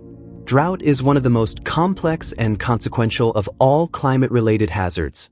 Complex because it manifests in different ways: meteorological drought, below normal precipitation, agricultural drought, insufficient soil moisture for crops, hydrological drought, depleted surface and groundwater, socioeconomic drought, demand for water exceeding supply, and because it develops slowly, without the dramatic onset of a flood or a tornado, making it difficult to define, monitor, and respond to. It is consequential because it strikes at the foundations of agriculture, water security, and ecosystem stability, with cascading effects on economies, human health, and social stability that can persist for years beyond the drought itself. The mechanisms that produce droughts operate across a range of scales. At the smallest scale, drought can result from simple precipitation deficits during critical growth periods. At larger scales, it involves the persistence of high-pressure systems that block the approach of moisture-bearing weather systems, often associated with the jet stream patterns discussed elsewhere. At the global scale, the leading driver of interannual drought variability in many regions is the El Niño Southern Oscillation, which organizes precipitation anomalies across the tropics and subtropics. Climate change is expected to alter drought frequency and severity through multiple mechanisms. The increased evaporative demand of a warmer atmosphere, which intensifies agricultural drought even when precipitation changes little, changes in atmospheric circulation that alter the frequency and persistence of blocking events, the poleward expansion of the subtropical dry zones, and the reduced snowpack in mountain ranges that provides summer meltwater to rivers and reservoirs in many semi-arid regions. There is a carbon cycle that operates beneath the surface of the Earth, driven by the slow physics of mantle convection and plate tectonics, exchanging carbon between the Earth's interior and its atmosphere on timescales of millions to hundreds of millions of years. This geological carbon cycle, sometimes called the deep carbon cycle to distinguish it from the biological and physical cycles that operate at the surface, is the ultimate thermostat of the Earth's climate on the longest timescales, responsible for keeping the planet habitable through the entire span of the Phanerozoic Eon, despite the gradual brightening of the sun and the vast changes in continental configuration, ocean chemistry, and biological productivity that have occurred over that. The deep carbon cycle has two primary pathways. The degassing pathway releases carbon from the mantle through volcanic activity, mid-ocean ridge volcanism, hotspot volcanism, and subduction zone volcanism, adding carbon dioxide to the ocean atmosphere system. The weathering pathway draws carbon from the atmosphere through the reaction of carbon dioxide with silicate rocks at the surface, a process that consumes carbon dioxide and produces bicarbonate that is eventually carried to the ocean, precipitated as calcium carbonate in marine sediments, and ultimately subducted back into the mantle. The balance between these two pathways determines the long-term concentration of atmospheric carbon dioxide and, through the greenhouse effect, the long-term temperature of the surface. When carbon dioxide is high, the greenhouse effect warms the climate, accelerating weathering and drawing carbon dioxide back down. When it is low, the climate cools, weathering slows, volcanic input accumulates, and carbon dioxide rises. This silicate weathering feedback has kept the Earth's climate within the bounds compatible with liquid water and life for billions of years, a self-regulating system of extraordinary resilience operating on geological time. The sixth mass extinction and the climate crisis are not separate problems. They are entangled, mutually reinforcing, and jointly threatening to the stability of the Earth system and the habitability of the planet for complex life. The biological diversity of the Earth is not merely an aesthetic or ethical value. It is a functional property of ecosystems, related to their stability, their productivity, their resilience to perturbation, and their capacity to deliver the services on which human civilization depends. A less biodiverse world is, in ways that are being increasingly well documented, a world less capable of regulating climate, cycling nutrients, purifying water, and sustaining the productivity of the ecosystems that feed and clothe and shelter us. Climate change is a driver of biodiversity loss through multiple mechanisms: direct temperature stress that pushes species beyond their thermal tolerance, changes in precipitation that alter habitat suitability, shifts in the timing of biological events, the flowering of plants, the emergence of insects, the migration of birds, that disrupt the co-evolved synchronies of ecological communities. Sea level rise inundating coastal habitats, ocean acidification threatening the calcifying organisms at the base of marine food webs. Simultaneously, biodiversity loss can amplify climate change. The loss of forests removes carbon sinks. The simplification of agricultural landscapes reduces the genetic diversity available for adapting crops to a changing climate. The loss of wetlands reduces the water regulation services that buffer against extreme events. The recognition that these crises are coupled, that addressing climate change is necessary but not sufficient to prevent biodiversity collapse, and that maintaining diverse, functioning ecosystems is itself a component of climate mitigation and adaptation, has led to growing calls to address them together, in integrated frameworks that recognize the deep connections between the living and non-living components of the Earth system. The global water cycle, the continuous movement of water through the atmosphere, land surface, ocean, and biosphere, is being systematically altered by rising temperatures. This alteration is not merely an incidental consequence of warming. It is driven by fundamental thermodynamics. A warmer atmosphere holds more water vapor, evaporates more water from surfaces, and when that moisture condenses and falls as precipitation, releases more energy per rain event and dumps more water. The intensification of the water cycle under warming is one of the most confidently predicted and robustly observed consequences of greenhouse gas forcing. The atmospheric moisture content has increased by approximately 7% per degree of warming, the Clausius-Clapeyron rate, and this increase has been observed in global humidity data. Heavy precipitation events, those in the top percentile of intensity at any given location, have become more intense and more frequent, consistent with the increased atmospheric moisture available to precipitate. This intensification does not mean that all regions receive more rain.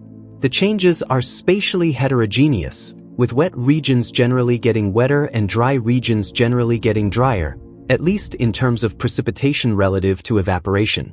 The subtropical dry regions, where evaporation already dominates over precipitation and where the descending branch of the Hadley cell suppresses moisture convergence, are expected to become even more arid.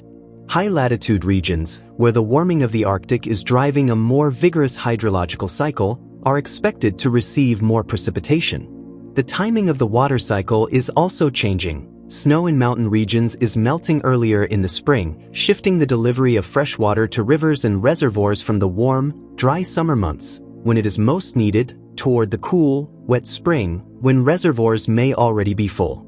Along the temperate coasts of the world, the Pacific coasts of North and South America, the coasts of South Africa and Southern Australia, parts of Western Europe, there exists a marine ecosystem of remarkable grandeur and ecological richness.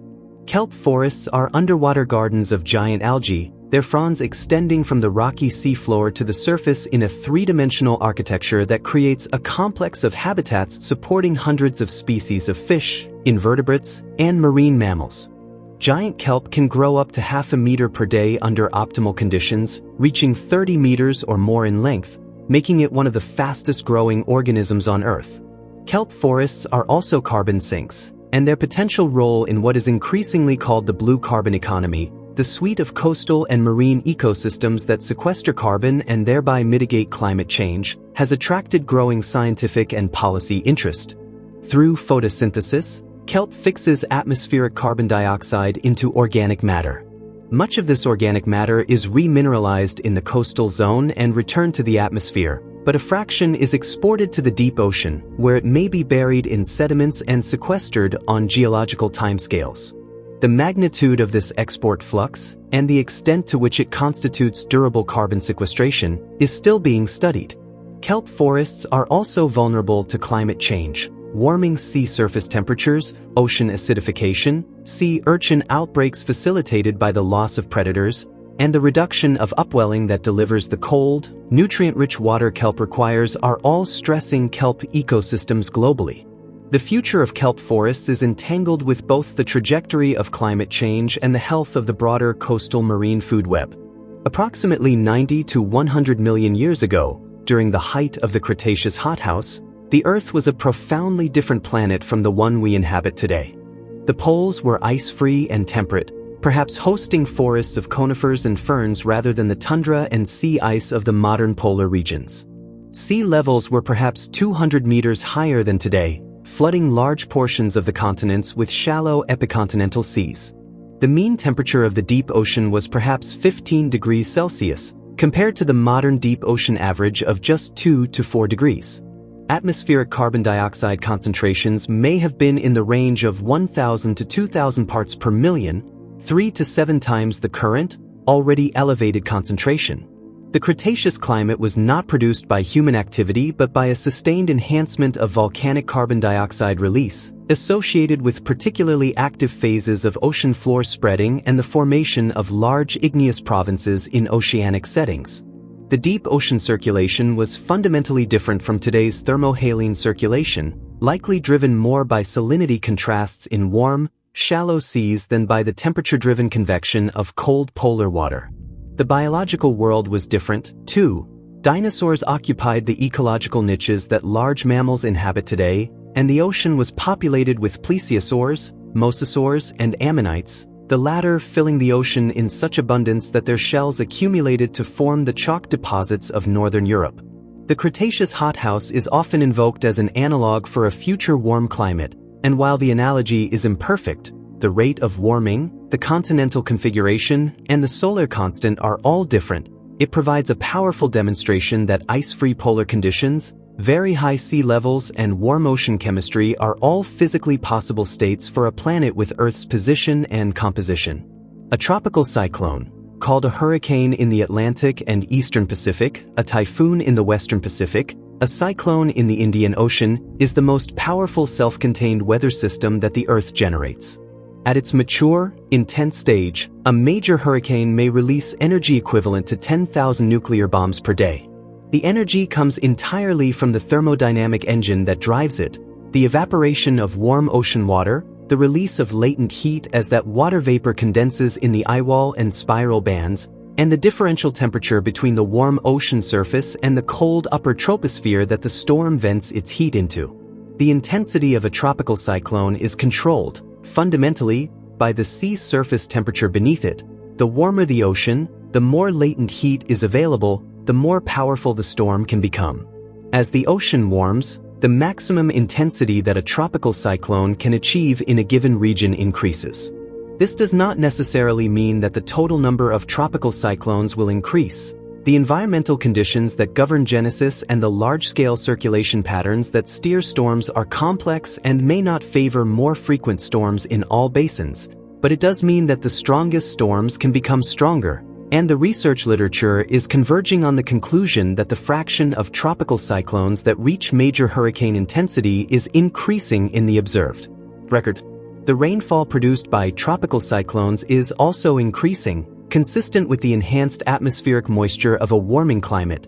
The same Clausius-Clapeyron scaling that intensifies all precipitation extremes also increases the precipitation of hurricanes, with major implications for the inland flooding that now accounts for a large fraction of storm-related fatalities and economic losses. On the geological timescales over which the Earth's climate system naturally operates, the current perturbation from human greenhouse gas emissions, profound as it is on the timescale of human civilization, is a transient event. The carbon dioxide added to the atmosphere by the burning of fossil fuels will, over timescales of tens to hundreds of thousands of years, be gradually drawn down by the silicate weathering feedback, restored to the deep geological carbon reservoir in carbonate sediments, and the climate will return to a state determined by the slow rhythms of orbital forcing and volcanic degassing. But gradual and eventually are words that offer little comfort when measured against the timescales of human concern and ethical responsibility. The next several thousand years of Earth's climate are, to a significant extent, already determined by the greenhouse gases that have been emitted over the past 2 centuries. And the next several 100,000 years will be shaped by the total cumulative emissions, whose consequences, including the suppression of glacial cycles that would otherwise begin to develop over the next tens of thousands of years, will persist far beyond the span of any human civilization. Looking further, to the multi-million-year timescale, the slow brightening of the sun, which has been increasing in luminosity by roughly 1% every 100 million years for the entire history of the solar system, will eventually push Earth's climate toward a moist greenhouse threshold. In approximately 500 million years, even with the silicate weathering thermostat operating, the Earth may lose its oceans to space, following a pathway toward a Venus-like state that no technological civilization could prevent. But this is a future so remote as to belong to a different order of consideration entirely, a horizon beyond which the concept of human concern becomes difficult to articulate. The science of climate change is, at its most fundamental, the science of how a planet's climate responds to perturbations in its atmospheric composition, its surface properties, and its energy balance. This understanding, developed painstakingly over more than a century of careful observation and theoretical development, is not only relevant to the immediate and urgent problem of managing Earth's own climate in the face of human greenhouse gas emissions. It is also the scientific foundation for the emerging field of planetary terraforming, the deliberate modification of the climate and atmosphere of other worlds to make them more hospitable to Earth life. Mars is the most frequently discussed candidate for terraforming, and for reasons that are comprehensible in terms of the same climate science that governs Earth. The Martian climate today is cold, thin-atmosphered, and desiccated, a world whose once thicker atmosphere has been eroded by the solar wind over billions of years, whose surface water has been lost to space or frozen in polar ice caps and subsurface permafrost. The fundamental challenge of Martian terraforming is the same challenge that climate scientists study on Earth, only in reverse: how to add greenhouse gases to the atmosphere, raise the surface temperature, increase atmospheric pressure, and eventually create conditions that allow liquid water to persist at the surface. The proposals that have been put forward, releasing carbon dioxide from polar ice caps and regolith, manufacturing powerful greenhouse gases, deploying space mirrors to focus more sunlight on the Martian poles, are thought experiments based on the same physical principles that govern Earth's climate. They are, in the current era, far beyond any foreseeable technological capability. But they illustrate the profound power of the science. The same understanding of greenhouse forcing, albedo, and atmospheric dynamics that describes the consequences of burning fossil fuels on Earth is, in principle, sufficient to describe how one might rebuild a climate on a dead world. There is a boundary in the atmosphere that is invisible to the eye and unfelt by the body, but that marks one of the most important transitions in the Earth's climate system. The tropopause, the boundary between the troposphere below and the stratosphere above, is not a sharp physical boundary like a wall or a surface. It is a region of transition, typically a few hundred meters thick, where the temperature gradient of the troposphere, in which temperature decreases with altitude, gives way to the temperature gradient of the stratosphere, in which temperature increases with altitude. The change in the temperature structure across the tropopause has profound consequences for atmospheric dynamics. Below the tropopause, the atmosphere is convectively active. Warm air rises, cool air sinks, weather is perpetually generated and dissipated. Above it, the stable stratification suppresses vertical mixing and creates an atmosphere of extraordinary chemical complexity but dynamic quiescence. The tropopause acts, in a sense, as a lid on the troposphere, limiting the height to which thunderstorm clouds can penetrate, controlling the exchange of air between the two layers, and influencing the transport of water vapor into the stratosphere. The height of the tropopause is not fixed. It varies with latitude, highest in the tropics, where the warm surface drives vigorous convection, and lowest at the poles, and it varies with the seasons and with climate. One of the clear fingerprints of greenhouse gas forcing is the expected rise of the tropopause. As greenhouse gases warm the troposphere, the layer expands and the tropopause moves upward.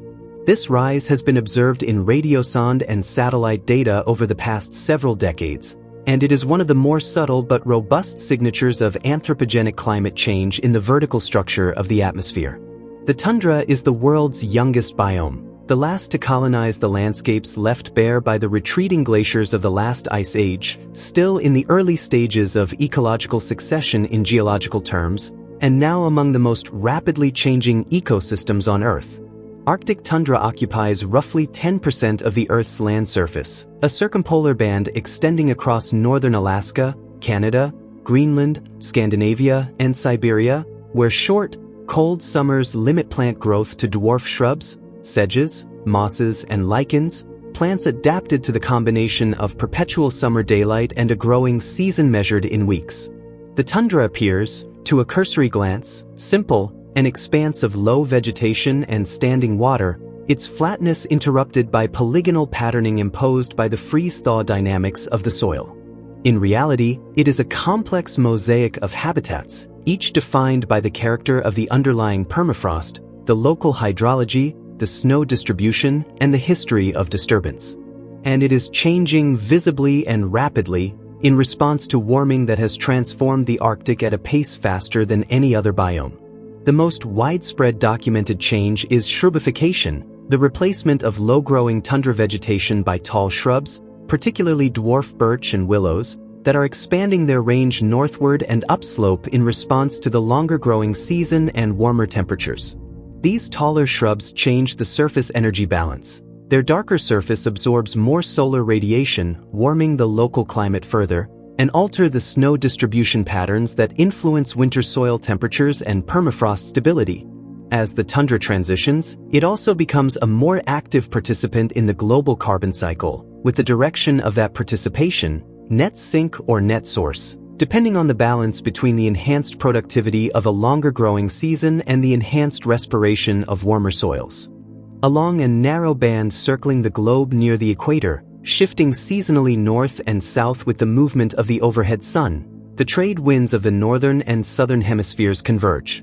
This zone of convergence, where the warm, moist air of the subtropics from both hemispheres is forced upward in the ascending branch of the Hadley cell, is marked by a nearly continuous belt of towering cumulonimbus clouds, intense convection, and heavy rainfall.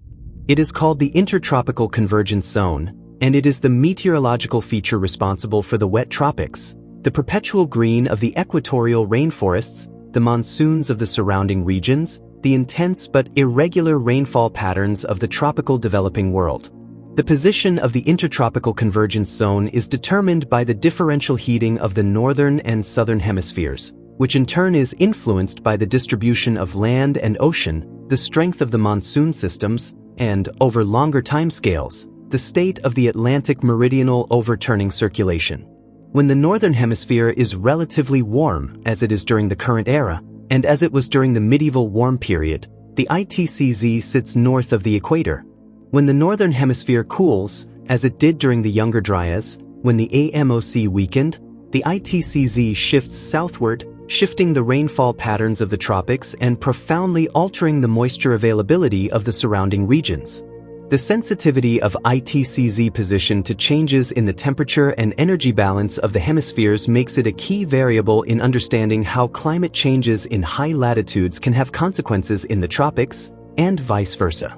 In a warming world, the future position of the ITCZ and the stability of the rainfall it generates will determine the water security and agricultural viability of some of the most densely populated regions on Earth. In December 2015, representatives of 196 nations gathered in a suburb of Paris and adopted an agreement that, for all its acknowledged imperfections, represented the first universal, legally binding international climate treaty in human history. The Paris Agreement committed its signatories to limiting global warming to well below 2 degrees Celsius above pre-industrial levels and to pursuing efforts to limit the increase to 1.5 degrees. It established a framework of nationally determined contributions, national pledges to reduce greenhouse gas emissions and adapt to the impacts of climate change, to be updated every 5 years with progressively greater ambition. It created mechanisms for financial flows from developed to developing nations to support both mitigation and adaptation. And it established a global stocktake process to assess collective progress and identify the gaps between current action and what the science of climate change demands. The Paris Agreement emerged from the failure of the Copenhagen Accord in 2009, which had attempted to negotiate a top-down agreement with binding emission targets and had collapsed under the weight of geopolitical disagreement. The Paris approach was bottom-up by design. Rather than trying to negotiate specific emissions targets for every country, it asked each country to determine for itself what it could do, and to do it. This design has both strengths and weaknesses. Its strength is its universality and its political legitimacy. Its weakness is that the sum of current nationally determined contributions is far from sufficient to meet even the 2-degree target, let alone the more ambitious 1.5-degree aspiration. The gap between current pledges and the required action, measured in billions of tons of carbon dioxide equivalent per year, is the central challenge of climate diplomacy in the early 21st century. Climate science confronts a communication challenge of unusual difficulty. It deals with phenomena that are global in scale but experienced locally. It speaks in probabilities and ranges when a worried public often desires certainties and single numbers. It operates on timescales that extend beyond the attention horizon of electoral cycles and quarterly earnings reports. Its most important consequences are, for much of the currently living population, projected to be felt most intensely by people not yet born, in regions of the world where political power and media attention are unevenly distributed. And it is a science whose conclusions are deeply inconvenient for powerful economic interests, who have, at various points in the past several decades, funded systematic campaigns to create the appearance of scientific uncertainty about findings that the scientific community regards with extraordinary confidence. The language in which climate scientists communicate their findings has evolved considerably over the decades, shaped by the dual demands of scientific precision and public comprehensibility. The use of likelihood language, very likely, virtually certain, defined in the IPCC reports with specific probability ranges, represents an attempt to communicate scientific uncertainty honestly without implying that all outcomes are equally probable. The framing of risk, distinguishing between what is certain, what is probable, and what is possible, allows scientists to communicate a range of outcomes without either false reassurance or unjustified alarmism. The challenge of communicating the difference between weather and climate, between the variability of any given season and the long-term trend in which that variability is embedded, remains one of the most persistent difficulties in public understanding of climate science. Every morning, at the Mauna Loa Observatory perched on the flank of a Hawaiian volcano above the atmospheric boundary layer, instruments record the concentration of carbon dioxide in the atmosphere. This measurement, made continuously since 1958 by the Scripps Institution of Oceanography, first under the direction of Charles David Keeling and now by his son Ralph Keeling and colleagues, and independently confirmed by other networks, has produced the longest continuous direct record of atmospheric greenhouse gas concentrations in existence. It is, in many ways, the pulse of the Anthropocene, as regular and informative as a heartbeat. The Keeling curve that this measurement generates tells, in a single graph, the story of climate change in the industrial era. The seasonal oscillation, the breathing of the biosphere, shows the Earth's vegetation community absorbing carbon dioxide in the northern hemisphere summer, its photosynthesis visible in the falling concentrations from May through September, the exhalation of decomposition and the halt of photosynthesis visible in the rising concentrations of autumn and winter. And beneath this seasonal heartbeat, the relentless upward trend, A fraction of a part per million per month, month after month, year after year, decade after decade, records the accumulation of the carbon released by the burning of fossil fuels, by deforestation, by cement production, by every combustion reaction that has released ancient carbon into the contemporary atmosphere since the dawn of industrialization. The measurement at Mauna Loa has been repeated and confirmed at dozens of stations around the world, from the South Pole to the Alaskan Arctic, from ships and aircraft and balloons. The curve is real. The trend is real. And the question of what the Earth's climate will do in response to the concentrations the curve is tracing, now surpassing 420 parts per million, now approaching the conditions of the mid-Pliocene 3 million years ago, is the defining scientific and civilizational question of our era. We began with a rhythm, a planet breathing, slowly, enormously, in frequencies below the threshold of human hearing. We have traveled through the ice ages and the greenhouse epochs, through the abyssal depths of the ocean and the stratospheric cold, through the chemistry of ancient air and the mathematics of orbital wobble, through the silent labor of phytoplankton and the slow catastrophe of coral bleaching. We have sat with the ice core drillers in the Antarctic night and traced the Keeling curve's inexorable rise. We have followed the thermohaline conveyor through its 1,000-year journey and stood at the edge of the tipping points that could reorganize the climate in decades what took millennia to build. The Earth's climate is not merely a scientific subject. It is the context of all human experience, the background against which every civilization has risen and fallen, every harvest has been gathered or failed, every species has found or lost its niche.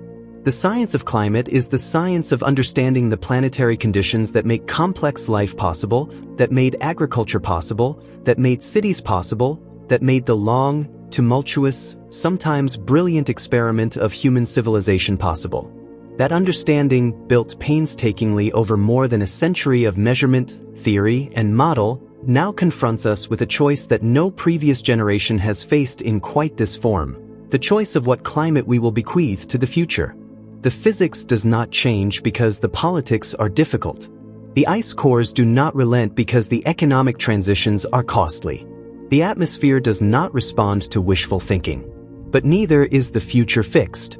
The same science that documents the changes underway also demonstrates that the trajectory is not determined, that the choices made in the next decades about energy, land use, industry, and governance will substantially determine how much warming occurs, how much sea level rises, how many ecosystems survive, how many species endure. The Earth's pulse is changing. The question is what pulse we will allow it to find.